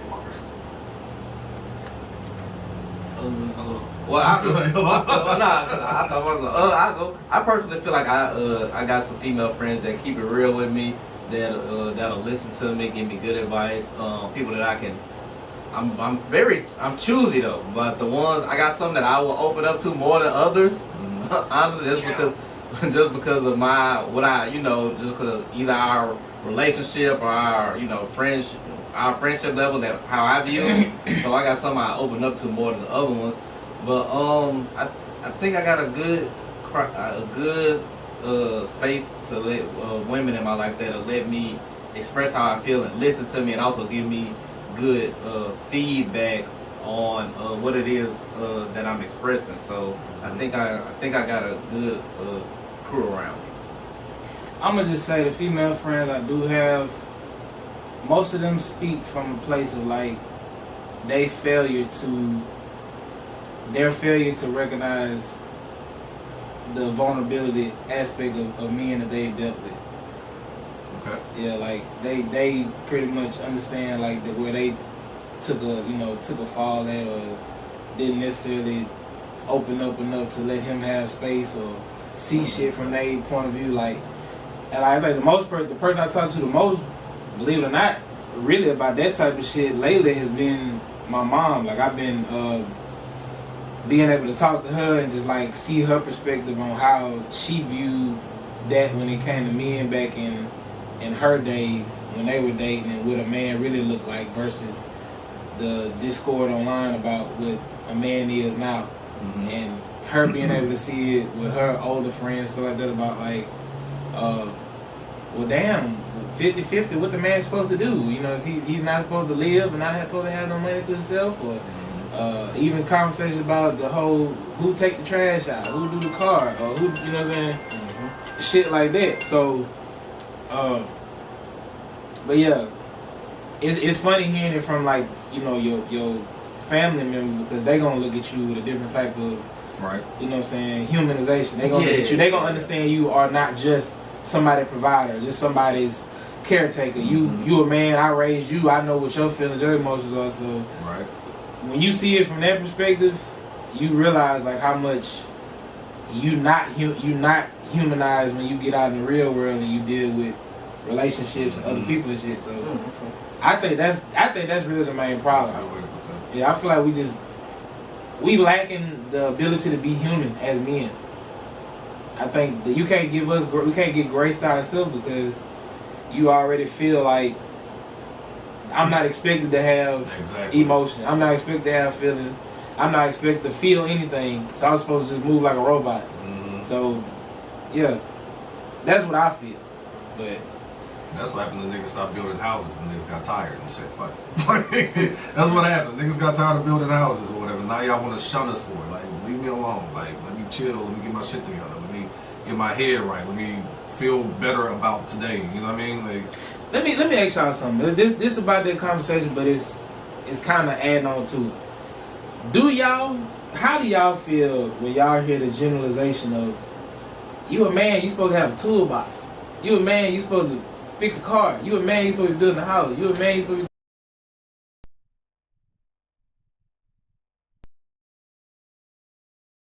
be being put into that general box. Do you feel like that's a good representation of what it's like to be a man for yourself? Not really. I just think that I think you gotta know. I mean, people you're not even dealing with like in a relationship, but just friendship wise, whatever. Like, you got to get to know them before stuff like that. Cause some of my homeboys, I don't like. Yeah, you a dude, but I don't even expect them to have a toolbox. Cause I'm like, he ain't that type of dude to be fixing on stuff like that. That just ain't. That just ain't him. So, but like you said, everybody gotta be human. So you gotta get to know people in order to just start throwing out stuff. That's like me saying, oh, every woman should have X, Y, and Z, or, you know, every woman should do this. I'm like, nah, you gotta know that person, see what they about, and see just, you know, who they are, and then judge them, and then, you know, judge them out there. Like, all that, like the thing you said, like, every dude should know how to change a tire.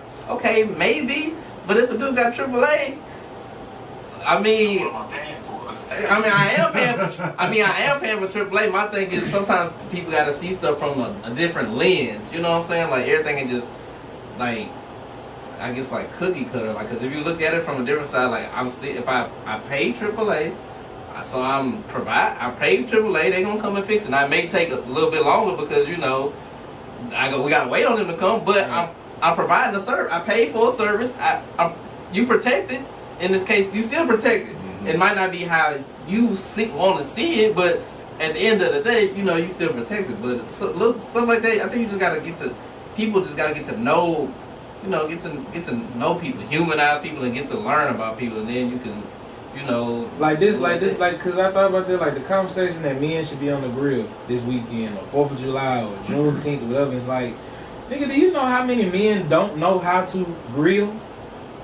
How many men don't know how to even light a fire? And it's like, but that don't make him less of a man person. Like, I just don't know how to do that. Yeah, I just don't know how to do that one thing. And it's like, I don't know. It's like that conversation kind of crazy, because if you were to use that same narrative or that same metric with women, it'd be like, well, hey, you don't know how to cook. That means you're not a woman.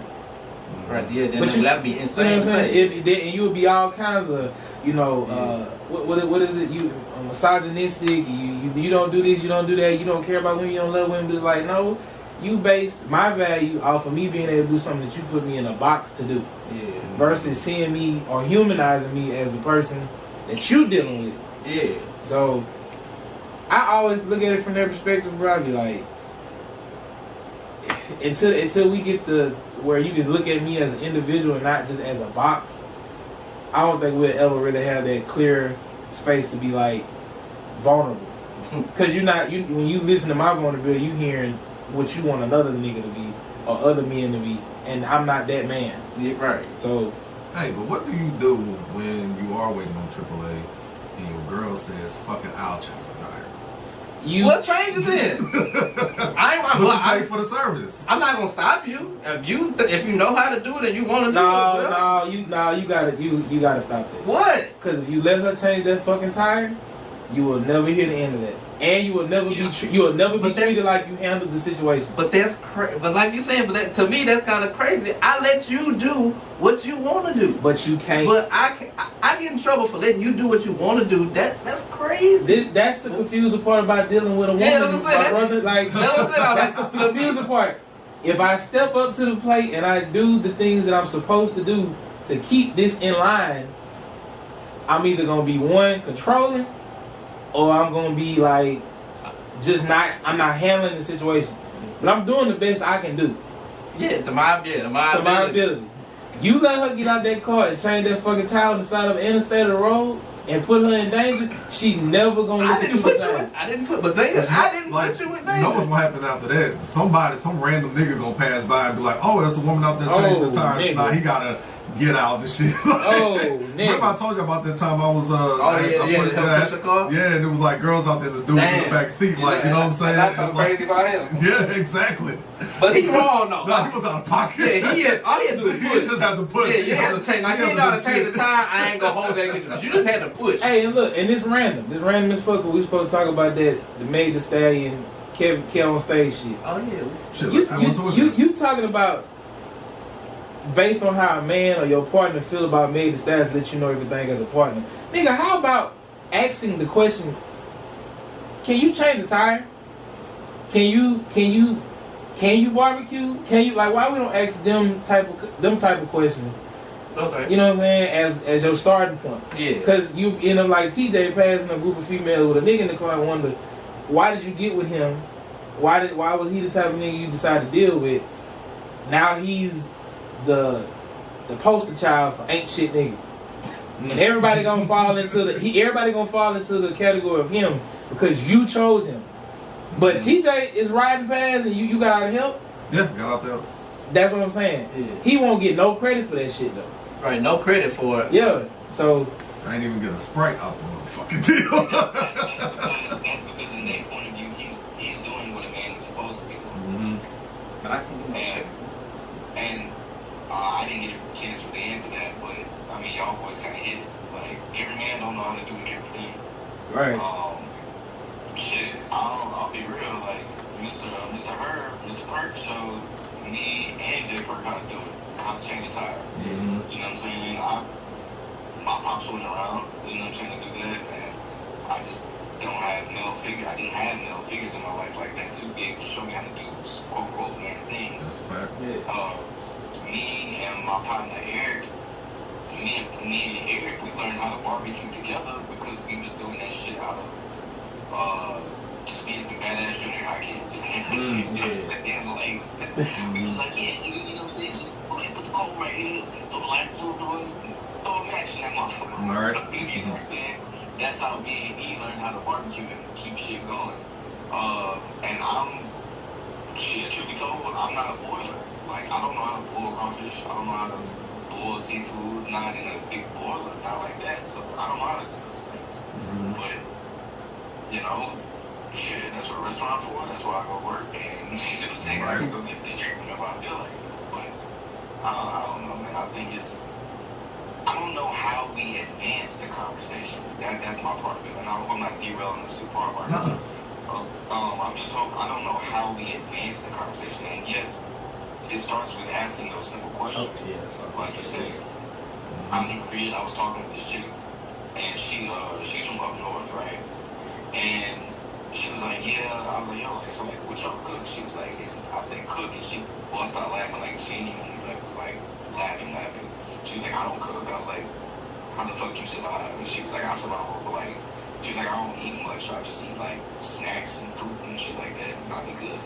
I was like, all right, well, I know automatically this is a woman I never cook.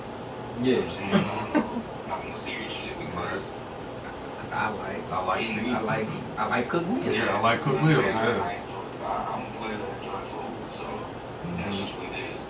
But yeah, hopefully I didn't derail us too far, Marcus. No, you good. Now you brought it all the way back because you said, when you asked that question, you said what I was going to say. Marcus kind of asked hit some of the questions we probably need to ask each other when we just getting to know each other, you know, talking to each other.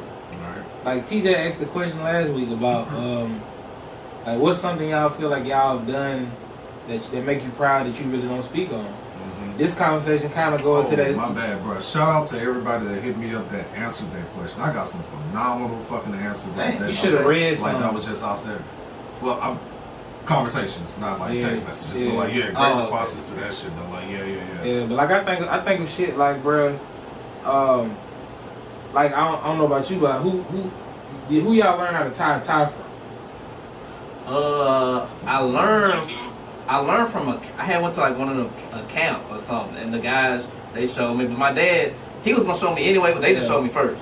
Yeah, like cause I was in Boy Scouts when I was younger, but I didn't even get to the point to where like learning how to tie a tie. Like, I had ended up using YouTube and shit like that. My first time changing a tire, YouTube. Even something simple as learning how to hook up a battery. And give somebody a jump off. Like, it seemed like it's simple, but if nobody ever showed you, nobody taught you, like, you'll fuck around and get out there and set some shit on fire. You'll burn your cables up. And it's like, even them little things like that, like learning just like, I'm learning as much as I can, teaching myself, learning as I'm going. Some people, I see some people look at me and be like, you know, you growing up, you becoming such a man, but like, you don't understand, like, I had to learn them things on my own.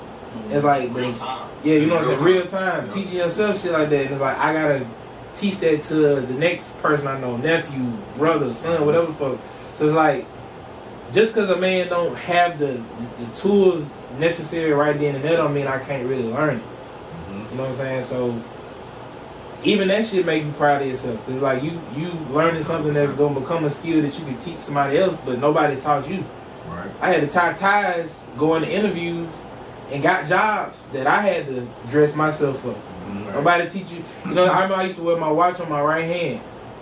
I didn't really know the whole left hand thing. I still to this day put my wallet in my front pocket. I never do my back pocket, but most men say you supposed to put it in your back pocket. I don't like it in my back pocket, but I'm learning my way of being a man. You know what I'm saying? So, yeah, I feel like we just to end that conversation, bro. I just feel like that conversation get moved forward when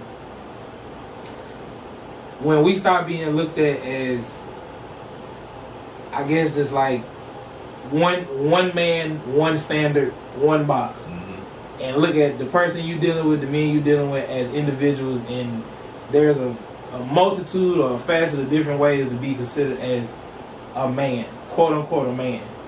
And what one man is strong at, one person is strong at, might not be everybody's strong suit. So that's what I feel. But until that happens, I don't think that conversation will ever go anywhere. Right. Yeah. I personally, cause I mean Marty know my pops. I grew up in the house. My dad is a people's, man's man. Like my daddy he fixed everything. Right. He built stuff. He learned. He figured out stuff. He killed animals with his bare hands. Me, damn. I got videos of all sports names. I'm gonna say my dad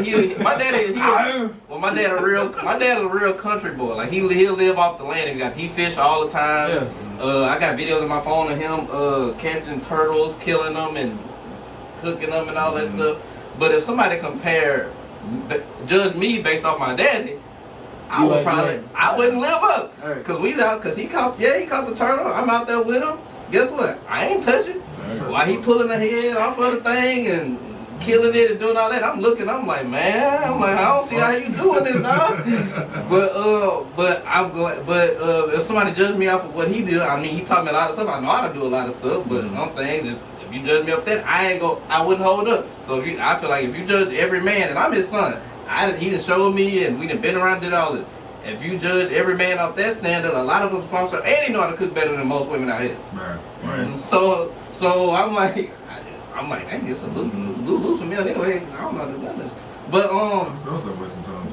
Yeah, but if everybody got judged like off of what he do, we'll all be just no good, just sorry man. Yeah. But I'm like, bro, you can't. I'm like, that's how my dad grew up. His dad built his own house, so like it's just it's levels to certain stuff, and people got different interests. He could build. My dad, he do that stuff. I'm an athlete. I'm out there shooting basketball. I ain't have time to go catch a fish with my hands or catch a rabbit and do all that type of stuff. That ain't how I grew up. I grew up in the suburbs. He grew up in the country. Okay. He did the right thing. He changed his zip code. Yeah. Nah, man, I love that. Well, no, I'm glad we ain't staying in the count. No disrespect, LeCount. No disrespect. I love the people. I love the food too. Do everything the right way. Y'all want to age this into the mid conversation? KevOnStage next segment? I think we can. Yeah, I think we can. I mean, we can. I mean, it's, Go ahead, let's do it. So for context, a few weeks ago, KevOnStage podcast, they had pretty much a conversation saying that for the most part, he said that for the most part, you can kind of tell the type of person you're dealing with based on how they feel about Meg Thee Stallion and her career up to this point, even up to the personal life and the Klay Thompson and stuff like that, and saying that if you was to go on a date with a female or a male, that one of the first things you should ask them is how do they feel about Klay Thompson or feel about Meg Thee Stallion, my bad. Yeah. And that would tell you more than likely go hand in hand with the type of person you're dealing with. Meaning career, personal life, everything about Meg Thee Stallion, her whole persona, what we know about her in the media, in the light. What you feel about her is basically your character, or what you would be as a person. That's right. Yeah. So I don't know how I feel about it. I don't know how I feel about that. Just because, if you are in support of Meg and what it is that she does, like, what side of the fence am I being viewed now? Am I being viewed as somebody who protects black women? Am I being viewed as somebody who supports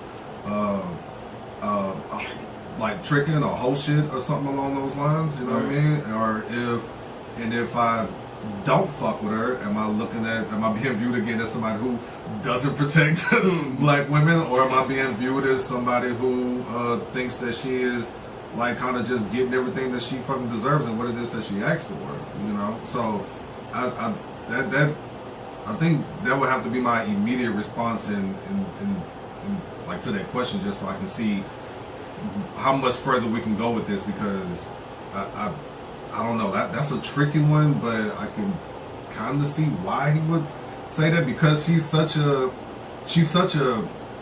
a conversation no matter what the fuck is going on or whatever. Like, so with the whole Clay shit, which is basically what this had came after, like people were super supportive of her and saying that Clay had fucked up, and then that was the other part of people that was just like, well, no, like you got what you deserve. Like this is kind of how you move on some shit. So yeah, I don't know how it will be viewed in my response depending on what it is. I mean, it's you know, because he had a black female co-host on the show with him, and she pretty much agreed, saying the same thing. And it's, I don't know if it's because they both are Meg Thee Stallion fans, so they feel like any negative support of her or any negative opinion is going to mean that you're just a guy that don't like black women, you don't believe her, you don't care about her being shot, you don't care about her personal life, you think she's this and that. But it's like also, I feel like she don't really portray a standard of somebody that I would want my daughter to be. Okay. You know what I'm saying? And I feel like for KevOnStage to say that was, to me it was kind of reckless because when I look at him and I look at his life and I look at his wife, his family and stuff like that, his wife don't give off is nowhere near a Meg Thee Stallion type of person. Not at all. I don't think KevOnStage would be with a Meg Thee Stallion type of person. The same thing with the co-host Angel. She don't give off Meg Thee Stallion vibe. I don't know. You know what I'm saying? I don't know Meg personally. Nobody knows Meg personally. We just know what we've seen. And the life that she portrayed, the image that she portrayed. My question to y'all would be like, you feel comfortable would you feel comfortable if your woman or your daughter did the same thing that Meg did? No. You talking about like just as an artist and how she in general. Me no. In general. No specific thing. Just in general. Oh no. Oh boy. Like going to college, sure. Yeah. You know what I'm saying? Becoming a famous music artist at your craft, sure. Cooking, being good at a cook, sure. That's where the line stops with me. That's where it stops. But see, but the thing with that is, I don't have a problem with somebody living the life that they want to live too. But the backlash for me, well, not the backlash, but the back part of that, or the backside of that, is just you can't play victim when you put yourself in a situation. Right. Like live the life that you want to live. And if this is it, and this is what you want to do, and you know you want to move around the way you want to move around, or whatever. Like don't play victim when shit don't go your way. Like it is what it is, and if this is a pattern, then like now we got to sit down and have a different conversation. But I don't have a problem with, like you said, all those accomplishments and then everything else that has happened with that. You can't get on TV and lie to Gayle King and expect me to expect you to be able to say this to my daughter and expect you to come home and be like, yeah, Dad, I lied to her. Why the fuck would you do that? Like, why the fuck would you do that? If this is who you are and this is what you're living or whatever, like, don't give people a reason to be like, see, now I can't trust her, I can't fuck with her, especially if you're like a public figure. Right. Or even if you're not a public figure, if you're just a random day-to-day person whose career involves you being around different people that's going to see you, and that their first impression of you is going to be that, and their long-lasting impression of you is going to be like some confusing shit. So I need you to be exactly who you are, stand on who you are, and that's it. Like, if you accomplish everything else and you winning over here in this area, like, stay who you are the entire fucking time. I have to appreciate and respect that. All right. But, bitch, I lied to Gayle King. Yeah, bitch, I lied to Gayle King. I lied to Gayle King, bitch. Man, I really honestly think the conversation, like, surrounding me, like the whole conversation, I think it's a lot of layers to it, but I think how they went at it, how Kev and Angel, how they kind of presented it, it just made it seem like it's just this one thing. But I'm like, the whole Meg thing is, to me, it's a little bit more, not nuanced, but it's more deeper than that. Like, okay, for instance, if you ask me if I like Meg Thee Stallion, like, I mean, what I feel about Meg Thee Stallion, I'm gonna tell you how I feel about her. Like, but I'm gonna tell you how I feel about her, but don't base that on every woman. I'm like, this is what I see from her. Like, but you gotta let me explain what I don't like. Let me explain why I feel like this about her. But people judge people off. You should judge somebody off their individuality, not as everybody as a whole collective. But and then the thing is too, I was just like another thing. I was like the whole situation. I'm like people really tripped out because the girl got quote maybe it's possibly she got cheated on. I'm like, what are we doing? Like we that invested to where if somebody get cheated on, it was like Clay is the worst man in America. Men ain't this. Wow, Meg, we here for you. We behind. I'm like, whoa, time out. Let's everybody chill. A lady and a man were in a relationship. Allegedly, one was unfaithful and they broke up. Why can't the story just end like that, dog? That's it. Why it ain't to me just because they're a celebrity, everything got heightened. I'm like, this is normal everyday life, people. But we taking it to level 20 for no reason. People get cheated on and broke up with all the time. I'm pretty sure the people that Kevin Angel, one of them, I'm pretty sure they dated somebody and they got cheated on, or one of them did the cheating before. So I'm like, that's what that was the main issue of this conversation. But we try to throw, but everybody, because it's Meg and Clay, popular people, everybody just whatever the venom they had on either side or whatever, they just try to throw it into this. I'm like, bro, so you know the thing that added to that though was how she was presenting herself out like on camera. Like I'm like had me with your family, had me cooking for your people and all that shit there. So that's that other thing too. True. A little added layer. And that's another layer. Now if she a person from a different perspective when they looking at it, I personally when they got together I was like, I know it ain't gonna last.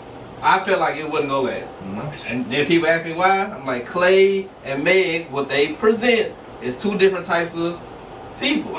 Lifestyle. Clay presents himself as one thing, a good guy, good boy, blah, blah, blah. Meg, on the other hand, she presents herself as this hot girl. A hot girl. So I'm like, lifestyle clash. I'm like, all right, then next thing you know, they moving in or whatever, they doing stuff. They all lovey-dovey real fast. I'm like, that usually don't work in nobody's relationship when you move fast like that. Anybody will tell you that's been in a long relationship, you don't want to, most of the time, you don't want to move too fast.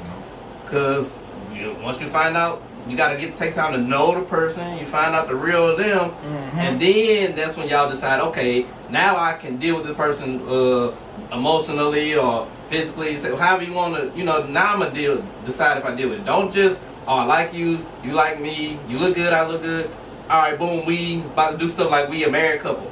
I'm like, wait a minute, y'all don't even know each other for real. That's what I think the issue was. I don't think they knew each other, but then you saw Meg give off a different image. Now, that might be who she really wants to be. Deep down inside, she want to be a girl, a wife that just cook, a regular wife. But I'm like, at this time, I was like, I didn't think that was right. Cause I was like, how y'all clash. But that, I'm like, it's a lot of little layers, relationship wise. People can learn a lot from their relationship if people look at it from that end, not just look at it as, a man cheated, he ain't this, or she got what she deserved because she says she a hot girl. I'm like, she ain't, nobody deserves to get cheated on no matter what you do. Now unless you cheat first, now then you get karma. Karma bites you, that's on you. But you know what I'm saying? But I'm like, bro, it's a lot of people could learn, but they just turned it into the social media and the outside stuff turned into something. But also too, Meg, don't put your business out there, and this wouldn't even happen. If y'all broke up because you cheated, y'all just broke up. You ain't got to tell nobody. You just told people and it ain't work out. You ain't have to go in there and say you cheated and I bring all this drama to both of y'all. Yeah. I don't know, bro. That's where I'm at with it right there. Like, I'm from a household that says what goes on in this house stays in this house. Your business should remain your business. But you run into the internet to I hate to say weaponizing a fan base, but like it seems that way, and it looks like you're looking for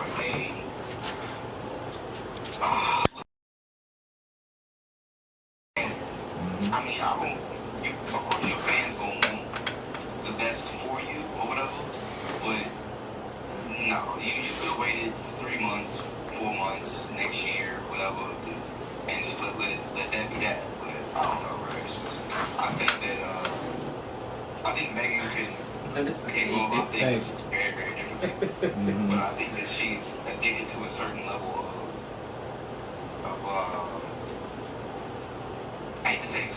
I guess that's what it is. I guess she's just used to a certain amount of attention, and if she doesn't get it, you know, in a relationship, she'll go stay in her head, and things will change for the worse. I don't know. I just me personally, I just think Meg is a dangerous representation of lack of accountability. Okay. Cause what you nervous, boy. What you mean? There's just like your wording leading up to that. I was getting nervous. I was like, oh shit, where is he going with it? But me personally, I just feel like the message you speak in your music, the image you portray as being a female rapper, because you can look at somebody like her and you can look at Doechii. And you know, Doechii sometimes she show a little skin, she do a little whatever, but for the most part, Doechii she not gonna be doing what Meg will be doing.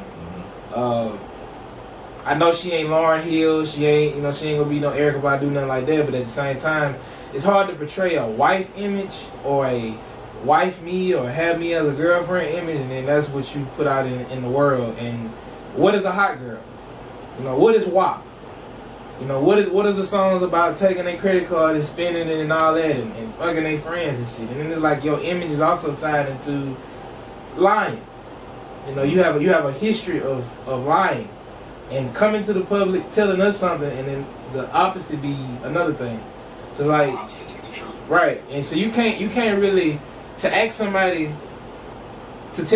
that based on how they feel about a person that we know and have proof of them lying to the public and say that determines my character about if I can date you or not or how you feel about me as a date.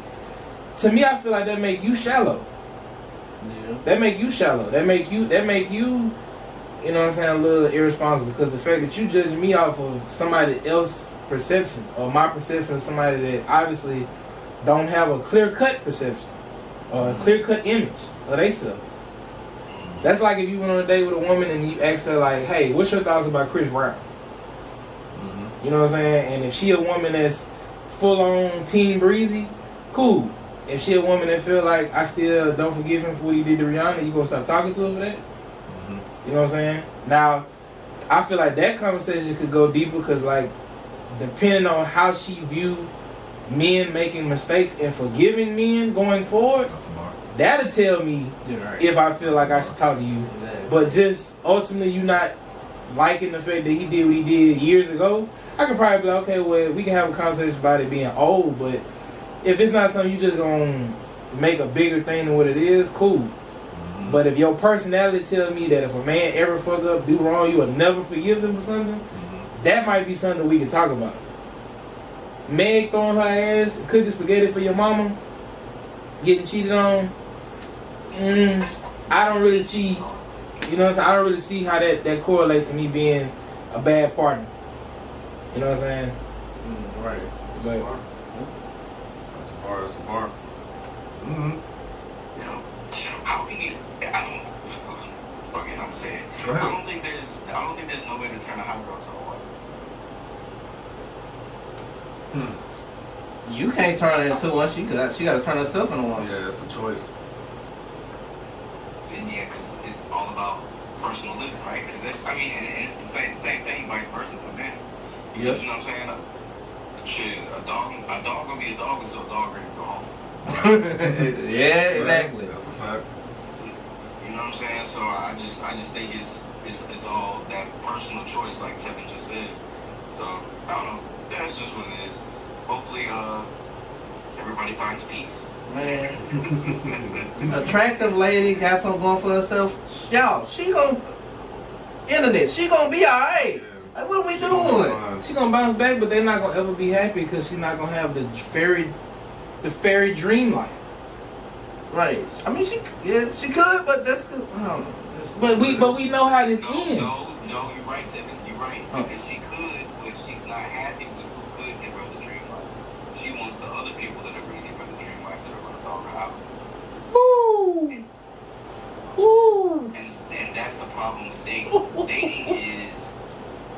Dating is, I want my life to be like this person that has 5,000 followers and they go do this with her husband or her boyfriend's money, shit like that. And compared to what it's like, baby, like, you don't even have some college education. All you know is the people from your community. know what I'm saying? You don't know, you haven't gone anywhere to shake hands with other people. You know what I'm saying? Make those type of connections. And then, once again, same thing as men.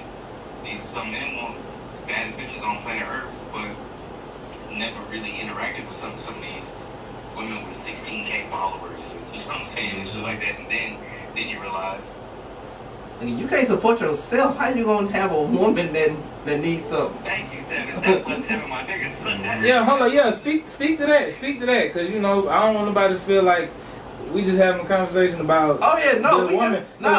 You can hold a brother. Oh yeah, we get on Negroes too. Yeah, you get on the men too. Like, you know what I'm saying? Baby, fuck it up. And like I said, the reason I feel like she just a dangerous representation of that, because I feel like she is making a certain group of women believe that you can do whatever you want to do, how you want to do, and there is no repercussions of that. Like, there's no cause and effect of nothing or no way she lives her life.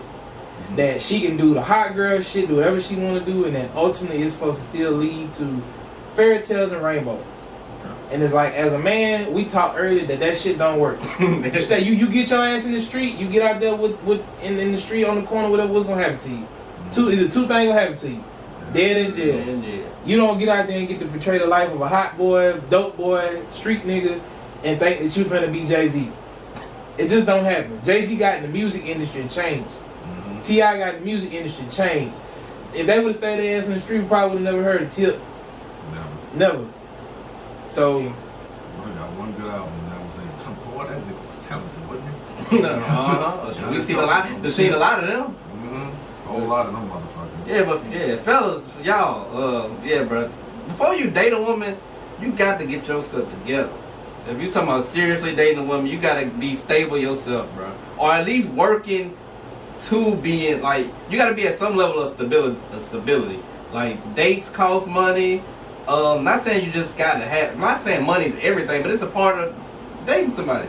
So y'all want to go on dates, you gotta bring some money to the table. If you ain't got that, if you ain't got all the money to bring to the table, you gotta vet who you date or what kind of dates you go on. Go on some different dates, or talk to a woman you may not know. She might be the type. Well, if we going on a date, I pay this time, you pay next time, or we just split the check, something like that. Just find somebody. Just, but you gotta find the one, but you can't just think the ones that look good, the fine ones, you can't get them all the time. See, that's the problem, Tevin. Yeah, a lot of them starting to adapt the mindset that she had, that she preached in the music.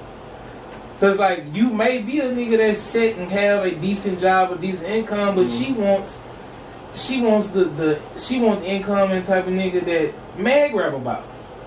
But the income and the type of nigga that Meg rap about, it's not gonna be the nigga that's working 9 to 5, got a 401k, got a decent little Honda Accord. You know what I'm saying? Got a little apartment. Shout out to Honda. Get out there and actually mow the grass. Like, these women be dealing with men that probably never mowed the yard. Yeah. They don't know how to dust. He don't know how to grill. He can buy a grill. Man. You know what I'm saying? Yeah. But, and then you'll be like, well, men ain't this, men ain't that. But I'm saying, like, I feel like that's why it's dangerous, because when Meg, when she started dating a nigga that's probably like, that work out there in Silicon Valley or something, he worked for Google, and we don't even know what he look like, and she just out the way, she put up, she get taken care of, that's gonna be a whole different discussion. You dating a nigga we done seen on the TV for 10 years. You know what I'm saying? Like, that's, Meg, I'm sorry. It's just, look. Yeah. Just saying. And then, that go back to the conversation about being a man. You know how many people started to question Clay, his worthiness of having someone like Meg? Yeah. Just because it's Meg. Having somebody like Meg. Exactly. That's why it's dangerous. Hey, come on, man. That's why it's dangerous. $300 million. Yeah. I'm 1% of the 1% out here. Just the other side of it too. It's like, it's more bad women out here. And when I say bad, meaning like, like bad bitches. Like, it's more bad bitches out here than what it is multi-million-dollar men. Oh, absolutely. And a lot of multi-million-dollar men, and things of the nature. They not looking to necessarily settle down. Like, and even if they are, you better enjoy the ride while you got it, because just like some people, just like the Wheel of Fortune, like it's just your turn right now. Like, so enjoy it while you know the good is good, because it's not always gonna be like this. Not at all. You gotta get to know somebody, but don't put your heart fully in them. I see a comment here in the comment section that says, shout out to Afro Sensei too. What up, though? Says, I mean, she could be buttoned up like a first lady and still have a terrible romantic life. Shoulder shrug. Right. Look, very true. Yeah. Very true. So it ain't no cookie cutter. Life ain't no cookie cutter thing. Yeah, but that's why the question that needs to be asked on the first date is not how you feel about Meg Thee Stallion. Exactly. We need to have some deeper conversation, and that's why I think that's a dangerous narrative to put out there, because like, what the fuck what are we talking about? Yeah, because as soon as you ask me that, I'm gonna say, why are we asking? I'm gonna say, why you asking about it? Yeah. This thing probably already over. Yeah, mentally, you ask me that first date question, I'm checked out. I'm like, why you asking me? I'm answering it, but why you asking me about this? There are so many more important questions that could have been asked. You know what I'm saying? Like, what do you feel about having kids? You know, how do you look at when it comes to money and buying a home? Girl, what's your favorite color? You know, fuck that. These bitches be lying about that too. We ain't even gonna go there. But, you know what I'm saying? Your daddy didn't tell you true about the favorite color. Yeah, tell you true about the favorite color. You know what I'm saying? Right. Have you talked to your mom today? Like, ask me that question. You know what I mean? How often do you talk to your dad? You know? I ain't got one. But you know. Oh, still shit. I'm just saying, my bad. No, oh my God. All right. Well, what's it? Oh, man. All right, man, shit, we did it in that area, didn't we, fellas? Yeah. Look at us.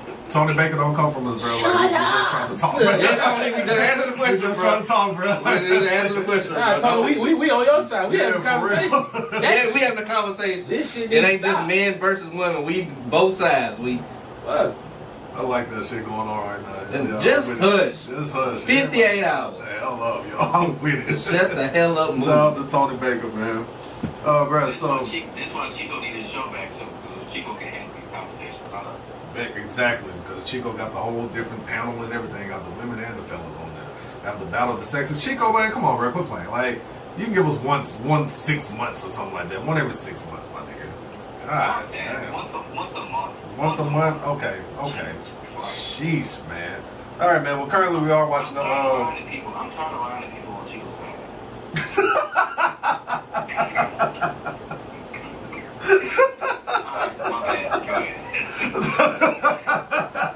Because I'm definitely saying so too many damn times. Like, it ain't shit happening. People now, shit. Oh man, all right, bro. Okay. So we are currently watching the NBA playoffs, man. The Oklahoma City Thunder and San Antonio Spurs are in Game 5, and OKC is up 14 with 2 minutes left in the fourth quarter. So it looks like they're about to get ready to take this win here, and there's going to be a Game 6 back in San Antonio, yeah? Yep. That's what it looks like we're headed towards. Go ahead, Tim. Game 6 back in San Antonio. I believe the game will be Thursday. So I think they're just getting 1 day off. Yep. Okay. That works. All right, and what else is going on, man? So the Knicks went ahead and finished off the fraud slippers. They put belt to ass in all 4 games. Kenny Atkins, I think he should be drug tested, because here we go again with this analytical bullshit. Talking about analytically we won the game. Well, nobody gives a fuck about analytics, dog. Like, did you put the ball in the hoop more than the other team? Yay? Nay? Well, obviously not. So, belt to ass. The Knicks are playing the best right now. And Marcus asked us a question in the group the other night, and I think it was somewhere along the lines of, are the Knicks the most complete team? Was that the question, Marcus?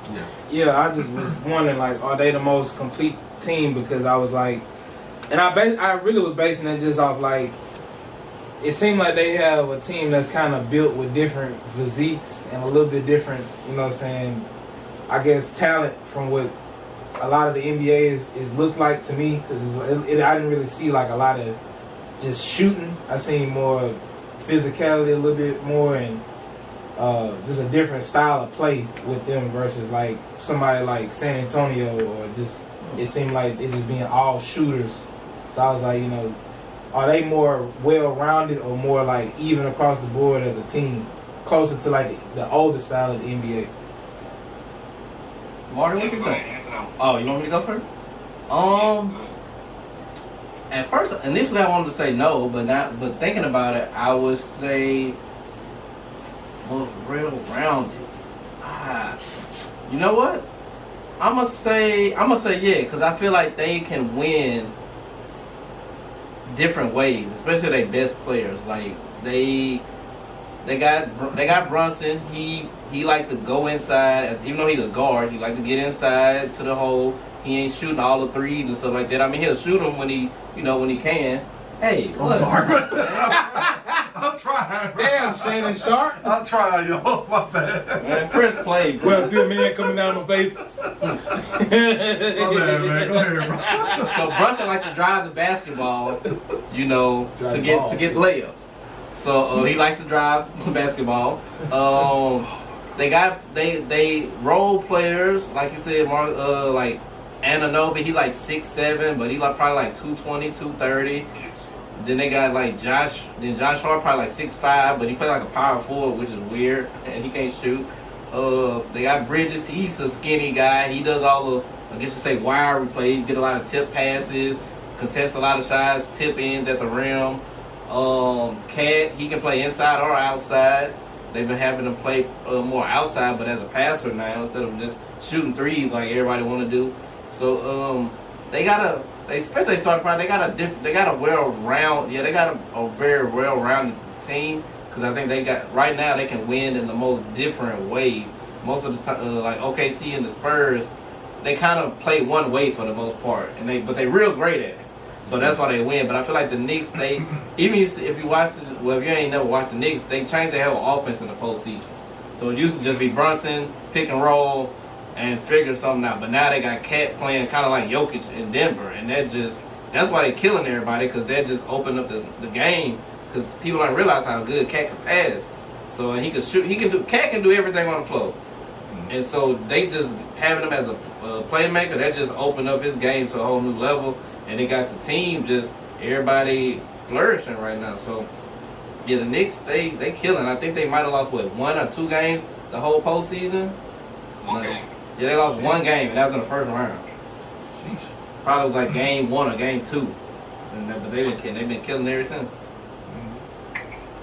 To answer Marcus' question, do I think the Knicks are the most complete team? I mean, last night, what did I say last night? I forgot what I said last night, but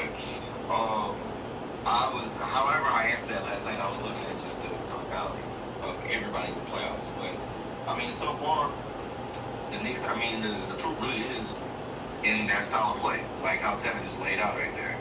I think they're one of the teams to go positionless that's not a three-point heavy relied team. Yeah. Like they can go off and they can score in so many different ways. Kel Bridges still works the mid-range, still works the baseline. Brunson still attacks the paint. He's not a foul merchant like SGA. Come on, man. He's just, the Knicks are doing different things to win. Truth be told, I'm hoping, I said it earlier this month, I'm hoping we get a rematch of 99 of Spurs versus Knicks. But I don't know. I think just the way that everything just keeps going right now, I'm really concerned about San Antonio more than anything. But I would love to be in New York for one of the playoff games. I mean, one of the finals games. Well, game 3 gonna be rocking, boy. It's different, bro. Like it's just literally different, man. That's one of the arenas I've been in to where like you can feel the history in that building as soon as you step out of the common areas. But shout out to the Knicks. They advanced. They sit around waiting for the winner of this Thunder Spurs series. I do want to ask Kevin this though in regards to the Thunder. Do you think that that we do have a problem with the foul merchant shit? I honestly no. I just think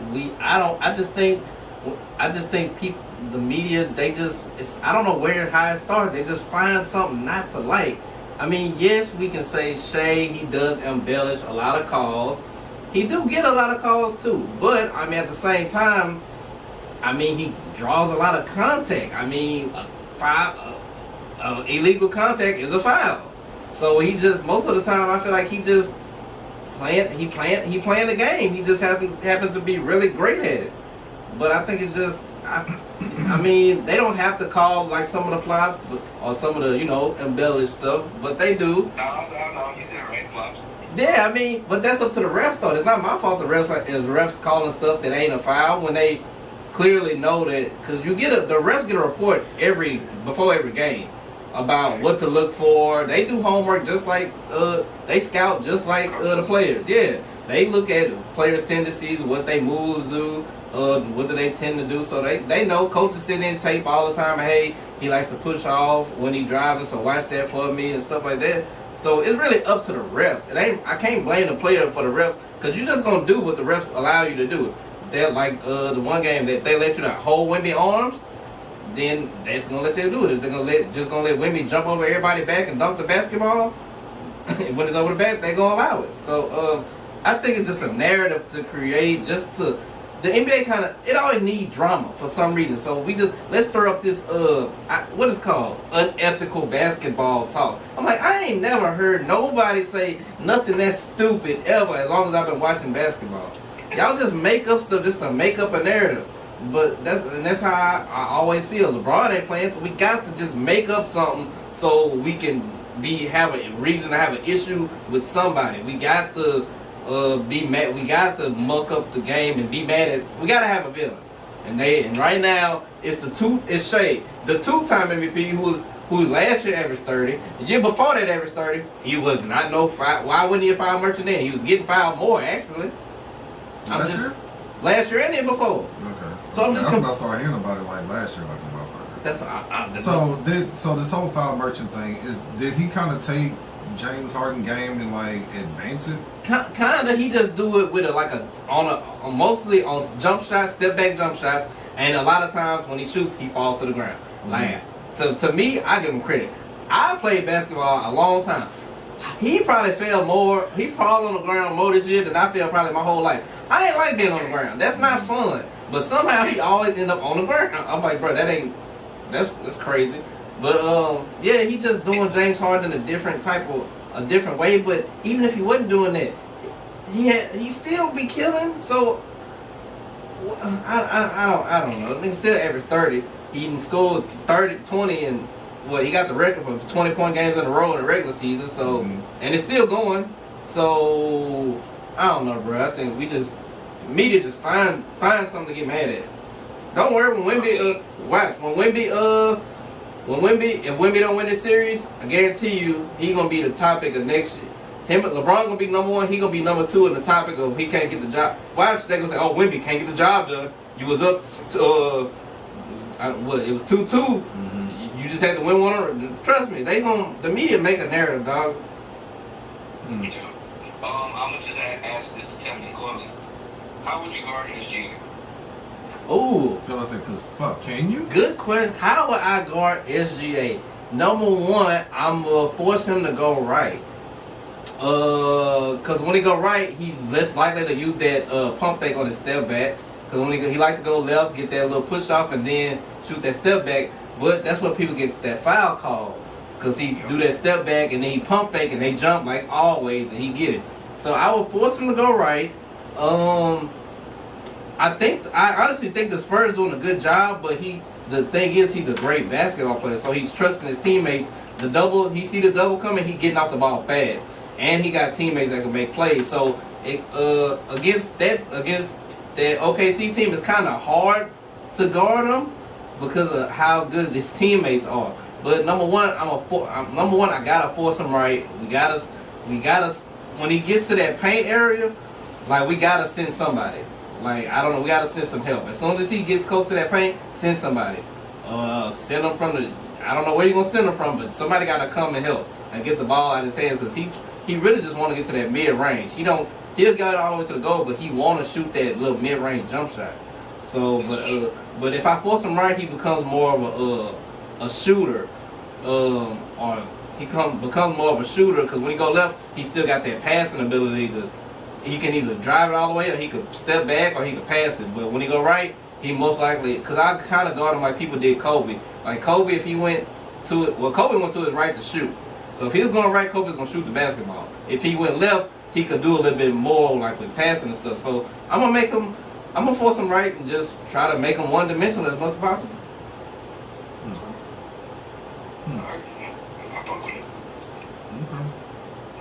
But yeah, that's what's going on over there in the NBA world. We'll soon have the NBA draft coming up soon, and all that kind of stuff. Summer league, all that kind of stuff. I wonder if Jeezy's residency is still going on by the time the NBA summer league is going on. I'm making a trip out to Vegas. Okay. There you go. I think I'm gonna do my first mock draft this year. I'm gonna actually do a mock draft. This is a good draft. This is a good draft to do one, so I think I'm gonna do it. Yeah, it's a really good class. Really good class. Well, what else we got on the list, TJ? I say shit. I mean, how much love do y'all want to give the Knicks? Y'all give them shit. Oh, we didn't? I mean, I'm fucking with the Knicks. You know what I'm saying? Like, I love how the Knicks got the energy rocking in the garden. I love how they playing ball. Shit. It's not much to hate about the Knicks right now. You know what I'm saying? Like, they're really doing anything. Mike Brown has proved me wrong. Man, I'm not sure if I've said that before ever in my life, but yeah, Mike Brown has definitely proved me wrong. This may be his team to do it, you know, this year. So, yeah, and shit. As somebody that was a undersized guard, you know, like I fuck with what Brunson is doing. Also, okay. He's not living beyond the 3-point line. He attacking the paint, you know, he's worked on his body to be able to get, you know, to absorb certain content. And yeah, he doing a damn thing. And, you know, we give Carl a lot of shit. But I do want to also shout out to Big Meow. You know what I'm saying? Turn it around, you know what I'm saying, this postseason. Yes, and truth be told, in the Philly series, I was waiting for him to get punked by Joel Embiid, but he didn't. You know what I'm saying? He stayed composed. Can't get punked by a nigga one leg. Also true. Yeah, so I mean, shit, what you trying to say? Say can't get punked by a nigga. So I mean, Carl definitely had the advantage here, but shit, he could have easily just packed it in. You know what I'm saying? And Joel could have trolled him the whole time on Instagram or whatever. That could have went a whole other way, but it is what it is. So shout out to the Knicks. I'm really rocking with the Knicks, bro. Yeah. I'm really rocking with the Knicks and what they got going on. So Yeah, shout out Brunson. He elevated in my top 5. I did my top 5 Knicks of all time earlier. Oh shit. Because they was arguing this whole weekend that people like the last couple days, where Brunson ranked. So I was like, all right, I gotta do my research. See why I put him all time in the top 5. And yeah, Brunson made that top 5. Okay. It's Patrick Ewing, Carmelo Anthony, Brunson, and who are the other two? Wait, you doing them in the order, or you just saying out the top of your head? Sure, top of the head. Okay. Well, I got number. Okay, I'm gonna do my order. I got Melo at 5. Got Brunson at 4. I got Brunson just passing him this year. Got my boy. Then I got the OGs. I got Willis Reed at 3. Walt Frazier at 2, and then Patrick Ewing. People talking about Brunson the best nigga. I'm like, y'all don't. I'm like, the Patrick Ewing disrespect is crazy, bro. Dude was playing against David Robinson, Shaq, Hakeem, Tim Duncan, like all that. He made it to the finals twice. I know they never won it, but he made it to the finals twice. He was one of the best shot blockers ever. He got all the Knicks records, points, rebounds, steals, blocks. He got all their records. I think he was top 5 in MVP like 7 years. I'm like, yeah, Patrick Ewing, he one of the most, like, I would say he probably one of the most disrespected like superstars in basketball history, dog. He don't get the love he deserves. I know I used to hate him. I hated Patrick Ewing, but I was like, I could not deny the impact in his game, dog. So shout out to Patrick Ewing, bro. Terrible college coach, but great NBA basketball coach. Just a little practice that side shot real quick, man. Like that's it. That's it. Okay. We are at $1:20. Oh, okay. Yeah, we good. We super good. We still got time. We still got time. Yeah. All right, Marcus, where you want to take this? Let's do the Kevin Hart backlash. Oh, okay. Well, just did any of y'all get to see the Breakfast Club interview with KevOnStage? I mean, I did not, but I did start the roast. I didn't finish it because. No, not the roast. You were talking about the Breakfast Club interview, right? I mean, you can say the roast too, because it's stemmed from that. Okay, gotcha. Go ahead, Mark. My bad. I started like the first 10 minutes of the roast, but it was just so fucking cringe, dog. I couldn't shit off. Like, it was just cringe worthy. I'm not fans of some of those people that were up there, but go ahead, Marcus. I'll let you fully set the stage here. Yeah, so I mean, pretty much, Kevin Hart was on the Breakfast Club, I believe, this morning, and pretty much doing a follow-up to the backlash that he had been receiving from his roast that was on Netflix, and some of the jokes that were considered like inappropriate or like the George Floyd joke, and a lot of just real vulgar or below the belt type of jokes. But he felt like most of it was just in the name of comedy, and he hired he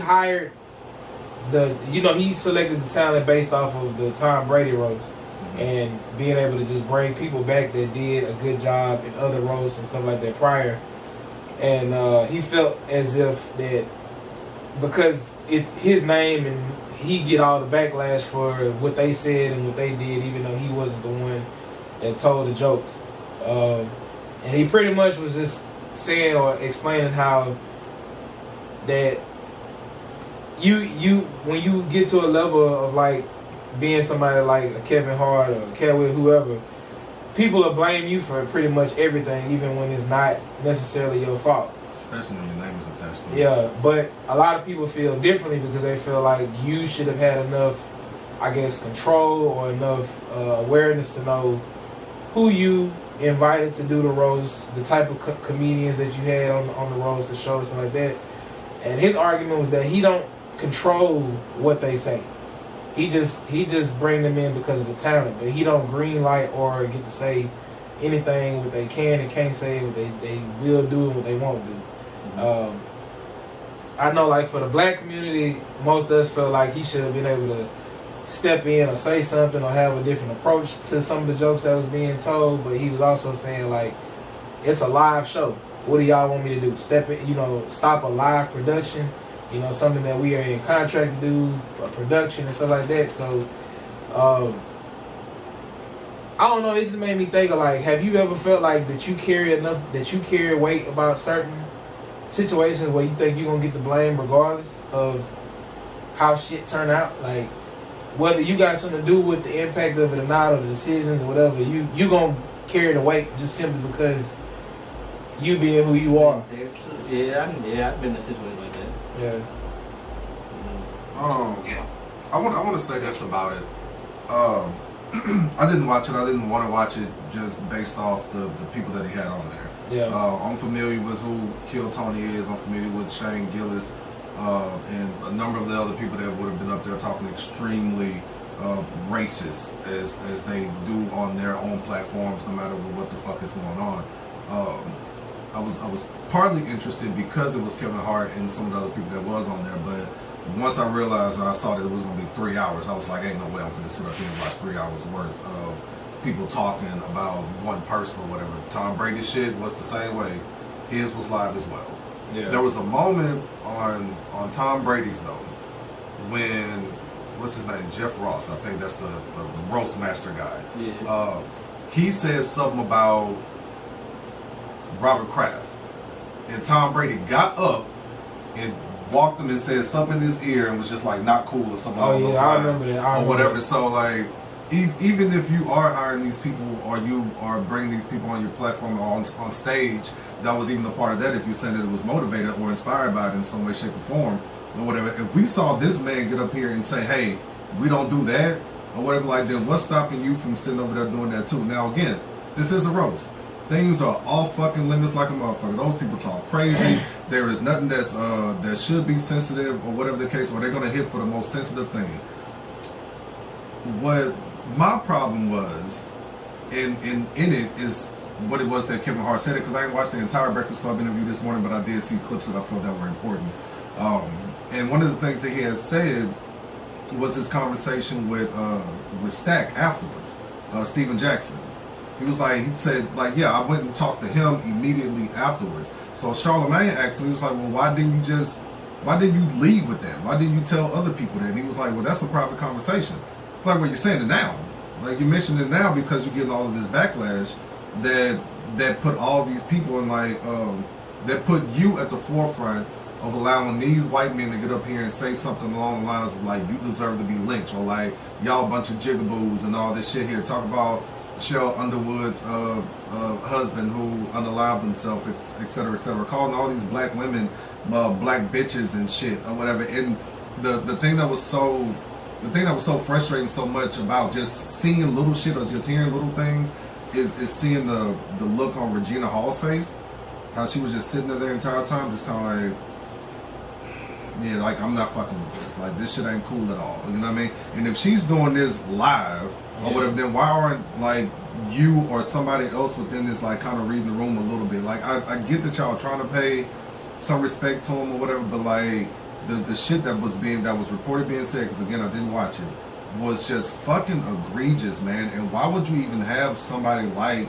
Akil Tony, who's an open racist? Like, why would you have him on your platform? Like, I don't understand that. Why would you have Shane Gillis on that same stage with all these people when they look at black people the way that they look at black people, and they're gonna go with the bullshit that they're gonna go with or whatever? So I'm not saying that Kev should be held accountable for it the way that people are talking about it, but if you wanted like a successful roast, or if you wanted something to show respect to your legacy, your career, like, you brought out Cat Williams, and you and Cat Williams had beef for a long time, but like, that's still Cat Williams. Yeah. You know what I mean? Like, he's not about to get up here and talk about all these people the way that, like, the way that they were. You know what I'm saying? Like, I don't like that part. So for him to get the backlash that he get, like, I'm not mad at it. Like, it is what it is. Like, you put this together, a live production or not, no matter how much you said that you couldn't have altered some shit or whatever, like, some shit happened. And on top of that, apparently all the writers were just white people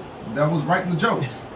The Rock came out there, was drunk and trying to tell you to, like, latch on his fucking nipple and shit like that. Like, what are we doing? Like a roast at one point used to be something, again, funny. They poke at, like, the sensitive shit or whatever. Like, you got some different characters or whatever. But this shit just seemed like white racist people wanted to be able to use their freedom of speech, which has been going on, like, a whole lot lately, use their freedom of speech as a means of saying that this is a joke, just to say a bunch of bullshit. And that shit is fucking stupid, especially when it's Kevin Hart, who is looked at as the person that he is. But even recent years, like, the conversation around him has been different. Like, people don't really fuck with Kevin that much or whatever. They respect what it is that he's done and who he is and how he carries himself as a man and stuff. But we heard about all the multiple times that you, like, cheated on your wife and how you had to come out and make, like, another comedy special for that or whatever. And we still, it's like, all right, that's Kevin. But for somebody like me, regardless if it was like an hour long or 2 hours long, whatever, I wasn't gonna watch the shit. Yeah. Like, it's like, I haven't found Kevin Hart funny for a long time, but I also don't like the panel of people that you put up there. And I don't like how I heard how all these black people were highly disrespected, and how these white people continue to use a form of comedy as means of free speech to just say a bunch of bullshit. Like, I'm sorry, yo. A vehicle to disrespect us as a culture. Yeah. Come on, man. Be better than that. You gotta be better than that. Richard Pryor would never go for that. Eddie Murphy would never go for that. Never. Chappelle would never go for that. Like, not to that level of what we just saw. Like, I don't know. And truth be told, I'm gonna be real with y'all right here, right? And I'm not even positive. I'm afraid of black people that diminish or dim their light for white folks.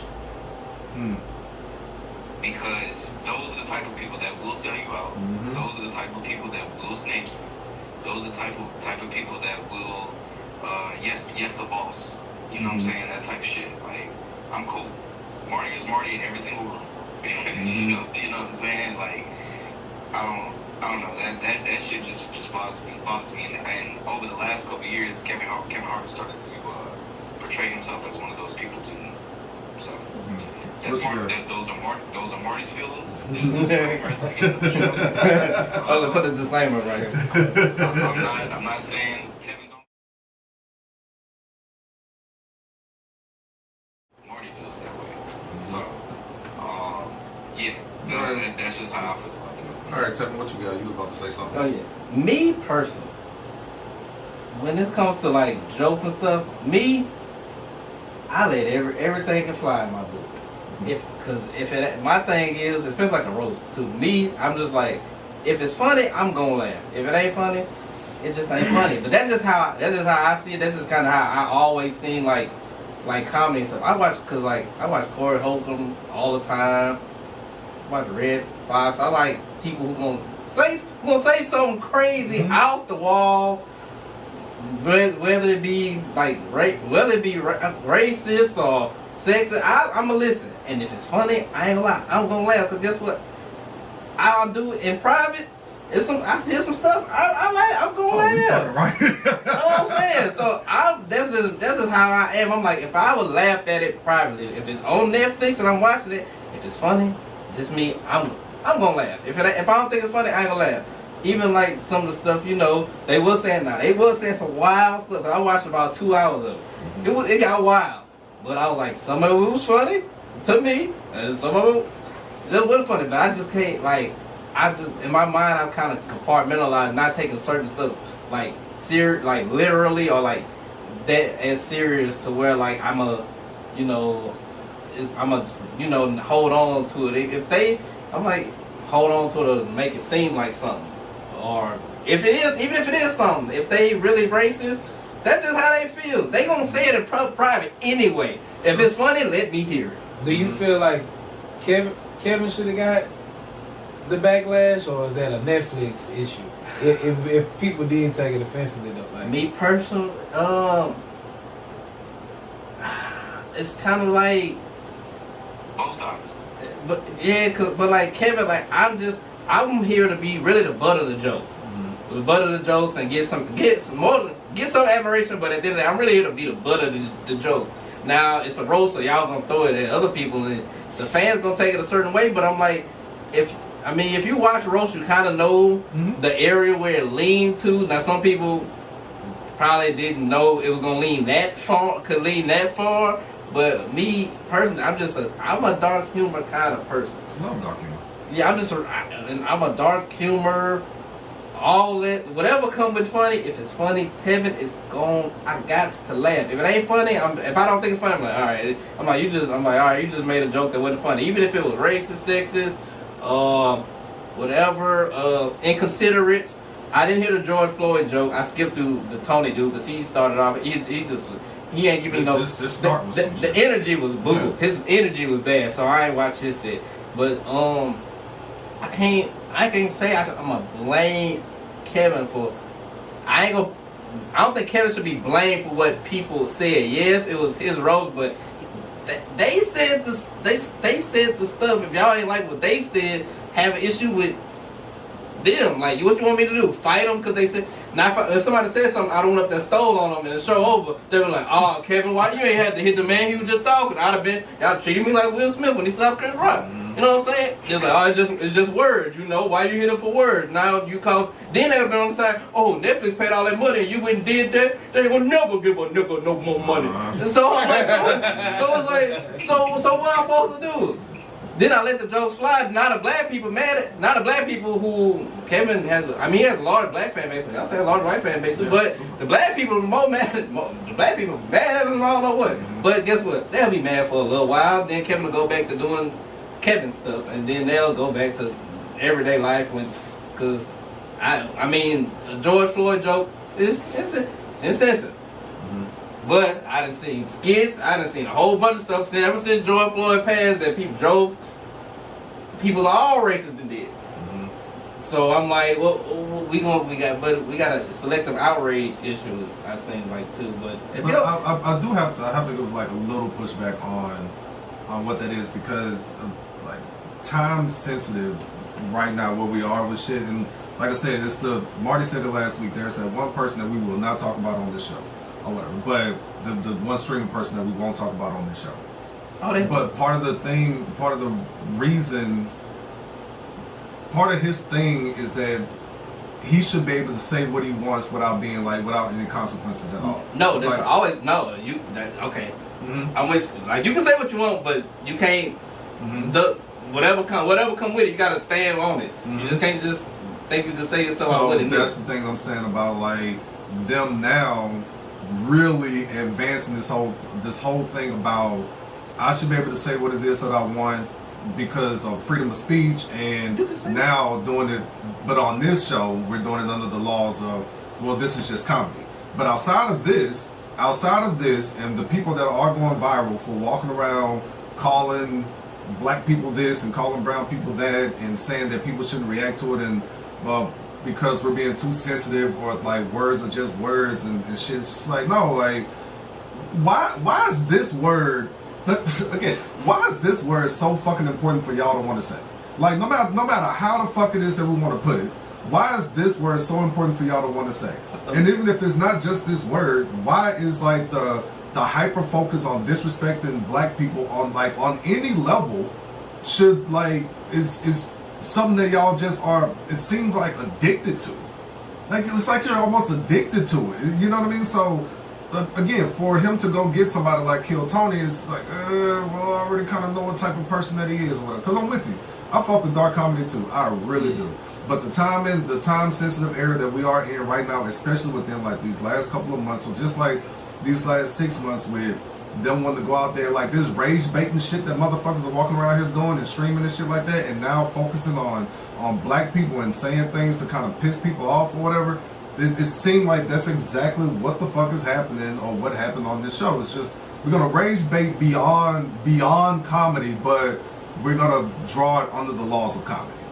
Timing wise, that shit seems really fucking weird that y'all were so excited to say, all right, I get to sit up here and talk about black people and talk about these niggas as much as I fucking want, and nobody can say anything. And if they do get mad, they're gonna get mad at Kevin because Kevin was the one that had us on this show. And that's exactly what the fuck happened. That's what it seems like. Yeah. That's what it seems like. Yeah. I think that people are angry, they have to take a deep breath and look at what are you mad at. Mm-hmm. You're mad at the joke that this person told. Like, don't get mad because Kevin ain't cut somebody out, if he ain't kick him off the stage or whatever. Get mad. You didn't like this joke that X and Y and Z told, so I'm not gonna support them. If you don't want to support Kevin too, that's fine. But at least find a root of why you're mad. But you have the freedom to say what you want, but you don't get to choose what the consequences will be. Mm-hmm. And you don't get to duck. You know what I'm saying? So like, yeah, you can say whatever you want, but just know there consequences can come with what you say, and you can't. So don't duck that, because you can't. Alright, what we got next? What else we got over here? What we got on this list? Let's see here. What else we got over here today? Motherfuckers. Hopping into music or sports? Oh, cause one quick thing, like a person, like another controversial person on the internet, Charles White. He says whatever he says out my mouth, I'm willing to die, kill, or go to jail from the words that come out of my mouth. Mm-hmm. So he knows I'm gonna say what I want to say, but I gotta be able, whatever consequence with it, I got to be able to live with whatever it comes, good or bad. True. Say what. So that's how he live it. That's kind of how I see it for everybody. Everybody probably should live it. Yeah. And you know what? That's another person I really didn't want to talk about on the show, but that's a real good parallel. I think what those white people are doing, not all white people, those white people, what those white people are doing they're taking the Charleston White blueprint, they're adding their key words to it, and now they're just like, oh well, it's just comedy. Yeah, like kind of like you were saying. Yeah, like you were saying, CJ. Yeah, I really think that's what it is, and they're like, oh well, and then Next topic, please. All right, Marcus, what you say you want to head to? We can try to hit to some music. All right, what we got? Let me see. I think we've been pushing this one off for a couple weeks now. Yeah. So either, well, we can kind of join them together. What artist label would you sign to? Marty, you meant that as in like artist ran label? Yeah. So like an artist that starts their own label, like you say, like Make that music or something like that. PG Lang or Dreamville, Okay. such and such, the Rockefeller, the Dipset, etc. Gotcha. I got mine. Yeah, that, and then what artists do we not hear from that should drop more music? So I'm guessing either an artist that's not really relevant anymore, probably make good music that we probably want to hear more of, or should make more music. Okay. So, okay, who want to go first? We're gonna can we tackle the first one first? I got my answer for that question already. Go ahead. Yeah. I'm signing with Grand Hustle. Okay. I feel like I like the rappers in the group, and I feel like just watching them as a clique, like they still tight, even though they falling out. Most of them still tight. Mm-hmm. But I feel like they'll be cool. Like I can hang around them. I feel like I see they click, and I'm like, okay, I feel like I fit in with them, and I like they vibe and what they give off. So Grand Hustle, that's what I'm signing to. Woo, shit. I can see that. Grand Hustle team. Another one. And I'm still in the South. Yeah, I'm still in the South. Oh yeah. Mm-hmm. I can see that because Grand Hustle, they really just look like they just hang out with like everyday people. Yeah. You know what I'm saying? Like they don't really try to be around all that celebrity shit. They just go out, do their regular shit, and go home. True.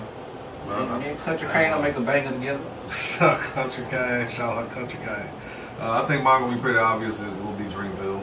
Like, okay, like I can see it. Just like it's so many different personalities over there. Like, and I feel like I would be able to just fit right in. Or just drop me right up in here and let's just have a conversation and make music.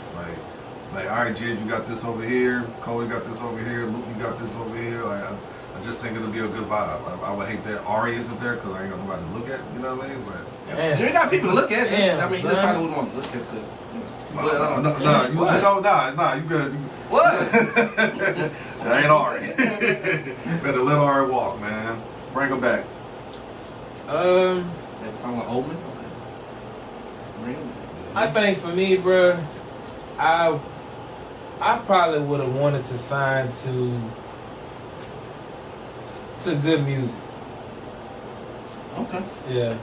To Ye label. I feel like it was just like creatively, it was a lot of different type of vibes and energy over there. It was a little bit of the fashion, a little bit of rap, a little bit of singing. I feel like they probably had one of the most complete rosters. Yeah. You know what I'm saying? From top to bottom. It just didn't, go further than what it should have. So I probably would have signed with good music. All right. What about you, Martin? I would have signed to Double M. I would have signed to Ross. That makes sense too.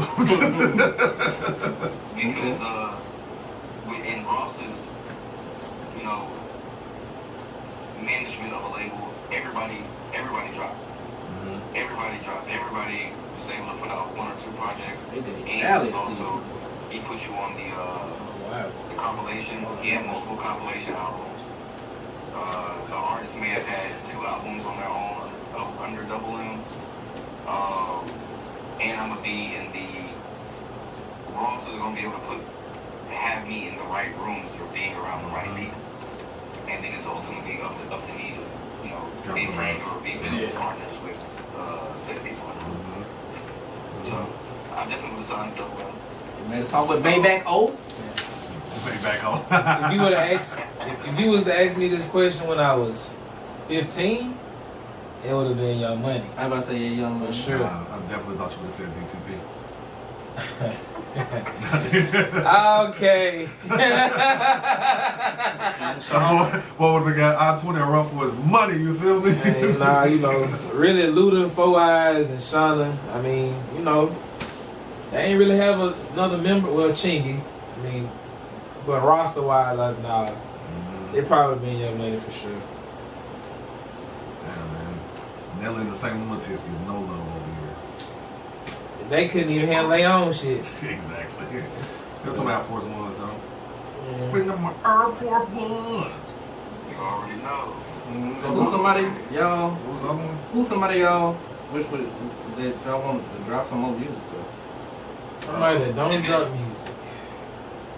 Who you said, Division? Yep. Okay.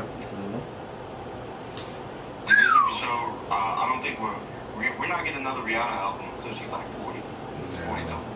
So we can go ahead and hang that up. Where's she at? Where's she at? Where's she at? But so yeah, we're not getting another Rihanna album. So that's why I'm settling with Division. Solange for me. Shit. Yeah, I need another Solange project. It's been a long time.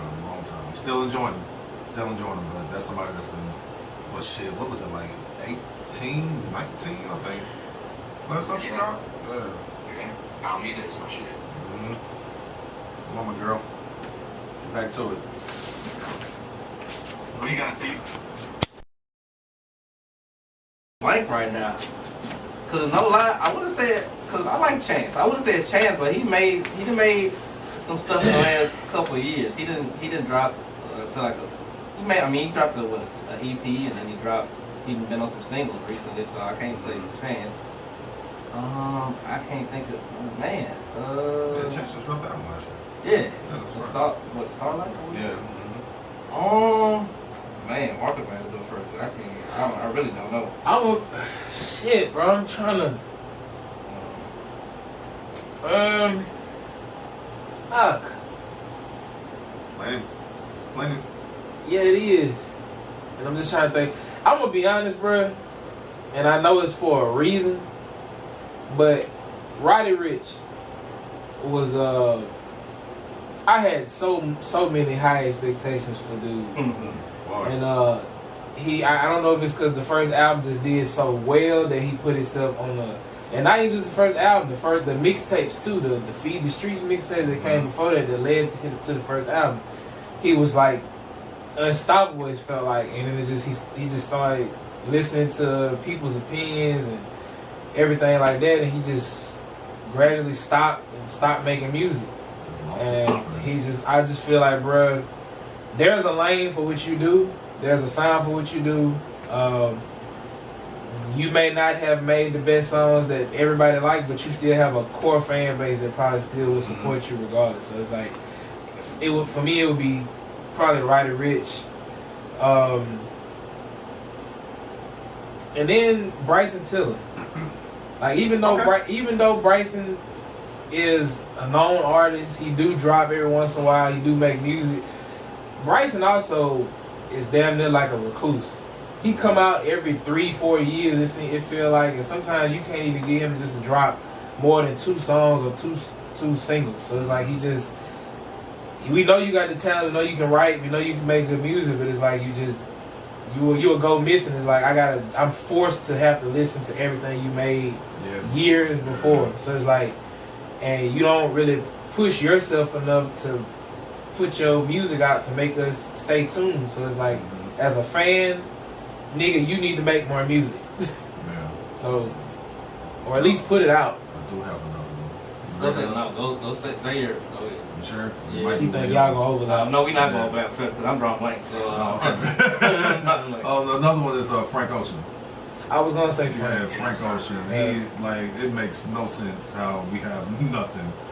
What was that? Was that 17? Was that 17? 16, 17 when we got that? Like, you hate the music industry that much to where you just like, man, fuck it. Like, I'm out. Like, nigga, nah. You gave us some shit. And you just said fucking them out. It's gonna hit me like a ton of bricks. Somebody I really want to say. As soon as the pie, I just can't think of it, bro. It's always how it happens. Man, I'm gonna say just because I need some rapping Andre. I don't know, cause I just want some rapping Andre. I ain't heard. Too. I want some rap. I want to see what he rap about now. I want to see, I want to see him rap in today's about what's going on with him today, and see how I could see how the music will vibe. Come on, man. Come on. Y'all good? Y'all hello? I'm thinking, bro. I guess I'm gonna have to go with the two people I named, but I know it's somebody else out there that I just can't think of off the top of my head. Cool. Let's hit some of these quick hits real quick. We're running up on about 2 in a little bit here. Mount Rushmore hooks. This conversation went around a little bit ago. I think some of the ones I seen consistently was T-Pain, Nate Dogg, Akon, and I can't remember what I saw on the fourth one, but those are the 3 I saw for sure. I think I said I would take Akon off and put Chris Brown? Yeah, Chris Absolutely. Brown. And, I don't remember if Drake was on there. I don't think he was. I don't think Drake was on that list. That's a good list right there. I don't know, bro. I can't do no kings of hooks, and you don't have Chris Brown or Drake that literally for the past 15 years been hooked the fuck out. Like Nate Dogg, Chris Brown, Drake, and T-Pain is my Rushmore. Okay, yeah, I think I'll have to stick with. I had the Drake, but I think I'll keep Akon there. You got too much. I got 10 songs by Chris Brown. I didn't realize he got a lot of hooks. I'm trying to think of somebody else I would even throw in there. What you saying, Mark? Obviously, Robert. Go ahead, y'all finish off. Robert would probably be an honorable mention. Okay. I don't think he'd make the top 4, but I think he'll fight for that last 5. Who else could he? I could say Akon. Smart. Called him by his first name. Yeah, I like that Drake. I like the Drake and the Chris Brown. I like the Drake. The Wayne line alone sells it for Drake being on Mount Rushmore for me. Also, Big Mo. Honorable mention. Yes, sir. Yes, sir. That's on my list. Oh, 0 too. Honorable mention, low key. On the Mount Rushmore though? No, 0 can't make it. I mean, Mo can't make it. You say an honorable mention. That's like, hey, over here, willing to have a conversation. You got so many more though that could come before. That's the thing. That's the only thing. Like Robert gotta come then if you gonna do honorable. Who you? Oh yeah, I said Robert got it. Yeah, Robert gonna be fighting. Robert gonna be in somebody's top 4. Mary J. Blige, Faith Evans. You got so many more. You gonna do a Big Mo? Hey, I gotta represent. I gotta throw the South in there. Yeah, I fuck with I get it. He gave Mike Jones a hit. We got Ashanti. He gave Mike Jones a hit. Mike got 50 Cent. You know what I'm saying? You gonna say Big Mo? Big Mo, yo. Yes. I get. Hold on. It's no disrespect to Big Mo. It's no disrespect. It's just even in the honorable mention list, there's still some people that gotta come. Yeah. Which again, cool. Yeah. I'm definitely gonna throw in Big Mo. Charlie Boy too. Big Mo. Yeah. I sure am. Big Mo. That boy made some shit. Marty, what you got? You said you had some people. So my list it goes Nate Dogg, T-Pain. I need Mary J. Blige. Cause that's, you know what I'm saying? Because she gonna deliver some painful shit. You know what I mean?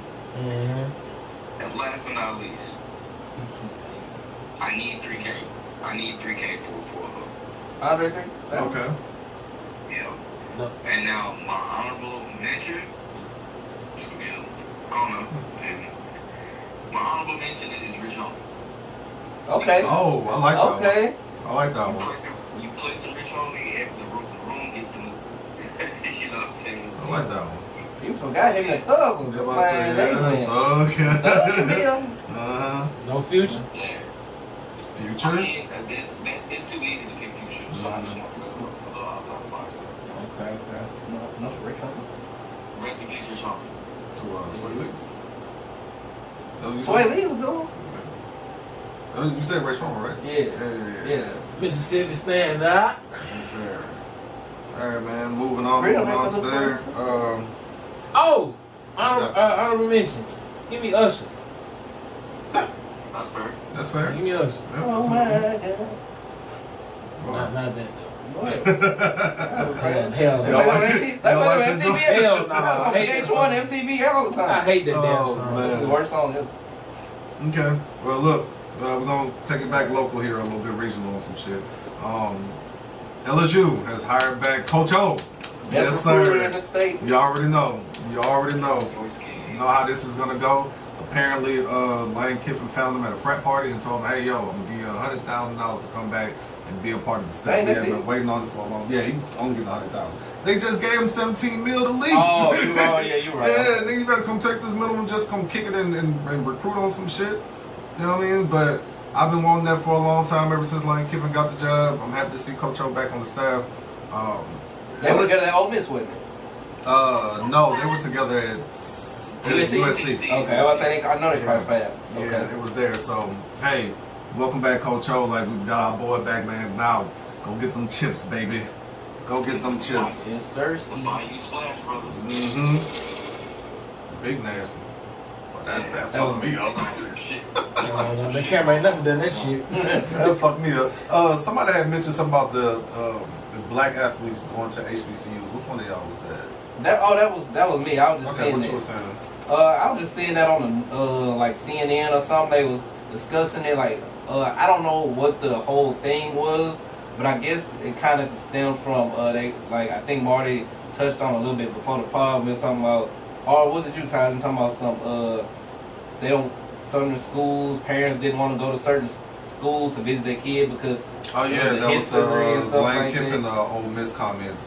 Yeah, that was something that he came out and said in an interview that recruiting over there was a little bit difficult because, he said it wasn't as difficult as getting somebody to come to LSU because of the certain historical ties that Ole Miss had and represented to where the student athletes would say that their parents or their grandparents didn't feel comfortable going to Oxford. You know, so apparently there's a little pushback on that, which I would assume, but it actually just made a little bit more spicy for like that game to take place. But going back to the conversation about black athletes going to HBCUs and how that is something that was pushed. We were talking about this a little bit pre-pod, and I had said that although that was something that was being pushed early on, like in the 20s, especially when Prime went to JSU and shit, I also think that he stopped the progression of players going there because of him leaving and going to Colorado. Because like the other HBCU coaches was already saying, he's a plant. He's just here for a little bit. He's not here for the long haul. He's not here to stay. I'm all for like the betterment of HBCU football and HBCU sports, getting all the talent that they possibly can or whatever. But the players just can't go without like the proper leadership and representation. I don't know exactly what that looks like as far as like to continue to give that a boost. But I mean, we got the Michael Vicks of the world that's getting out there trying, and Deshaun Jackson, Eddie George, amongst like some other former football players that are trying to elevate this. Marshall Falk is another one. Yeah, shout out to him. He at Southern, right? Yeah, yes, sir. So to get them to continue to elevate this, but Prime was just he was so loud and so vibrant about what it was he was doing, and then he shook up the world when he brought Travis under there. Yeah. Like that did everything right there. So I would love for it to happen, but it's a lot that needs to take place. Yeah, I think personally, I think in football, I don't think it's gonna happen. Number one, NIL's here.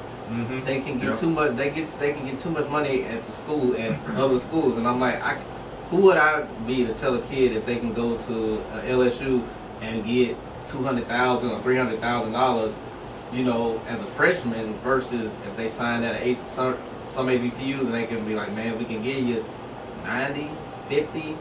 You know what I'm saying? They just ain't got that backing like this. So it would be crazy for me to be like, yeah, you should take that because of ties. I'm like, bro, 2 years at a school can probably change these kids' families' lives. Some kids making $700,000 a year, 700,000, millions. I'm like 500. I'm like, bro, 2 years at school, some of these kids are millionaires, dog. I'm like, that don't just come by chance. I'm like, I would love for it to happen, but you got to be realistic at sometimes too. Like some people take the opportunity.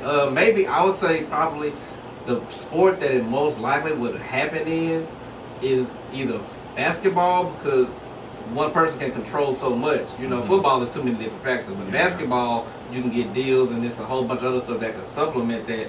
Or a sport like track, you know, like those are probably the two main sports that'll get higher, what you would say, like higher rated black athletes to go to like HBCUs because that money could be supplemented with like endorsement deals and stuff like that. So in that sense, if they could afford to do it, you know, by all means, I would encourage them to do it. But I ain't gonna hold a 19-year-old or 18-year-old kid to some crazy standard that some of the people that was talking, I'm like, y'all wouldn't do it. Y'all wouldn't, like, why y'all don't go work for a black media company?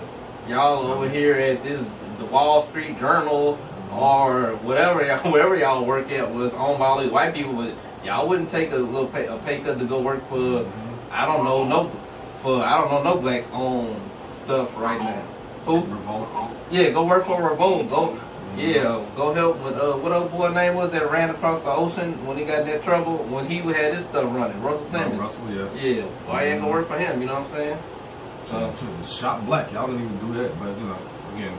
Yeah, so I ain't gonna be too hard on the kid like that. Especially now, if the playing field was even, I would encourage him more. Like if the money was the same and everything, I'm like, all right, I think this would be a nice little, you know, thing to do. But when it's that lopsided, I can't. I ain't gonna, you know what I'm saying?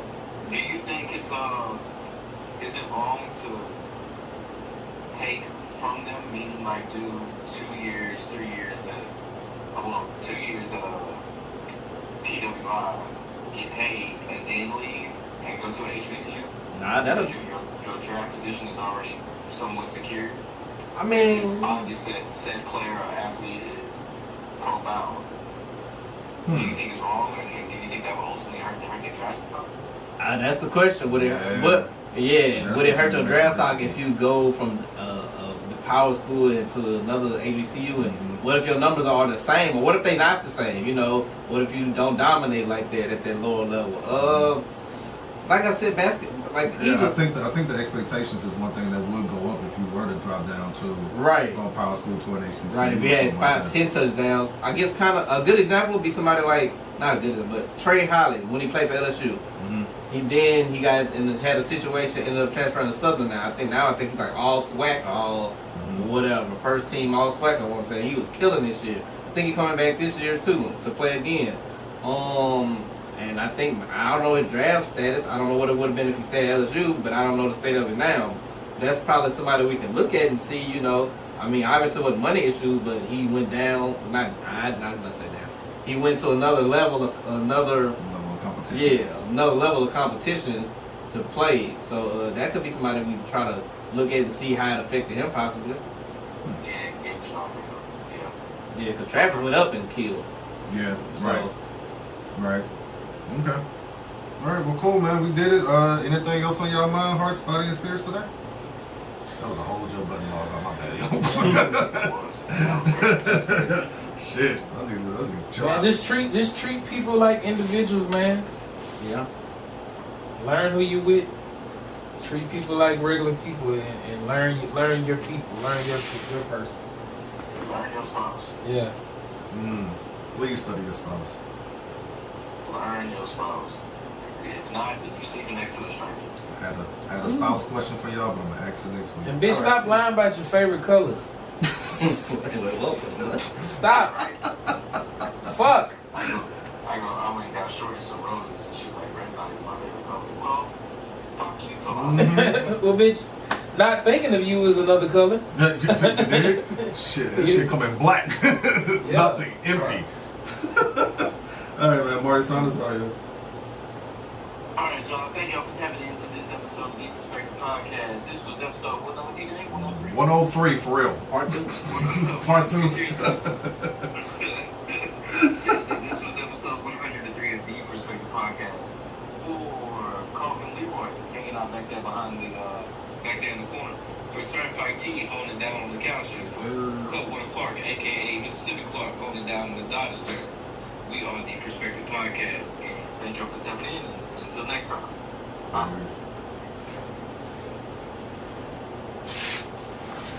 Get my bug on.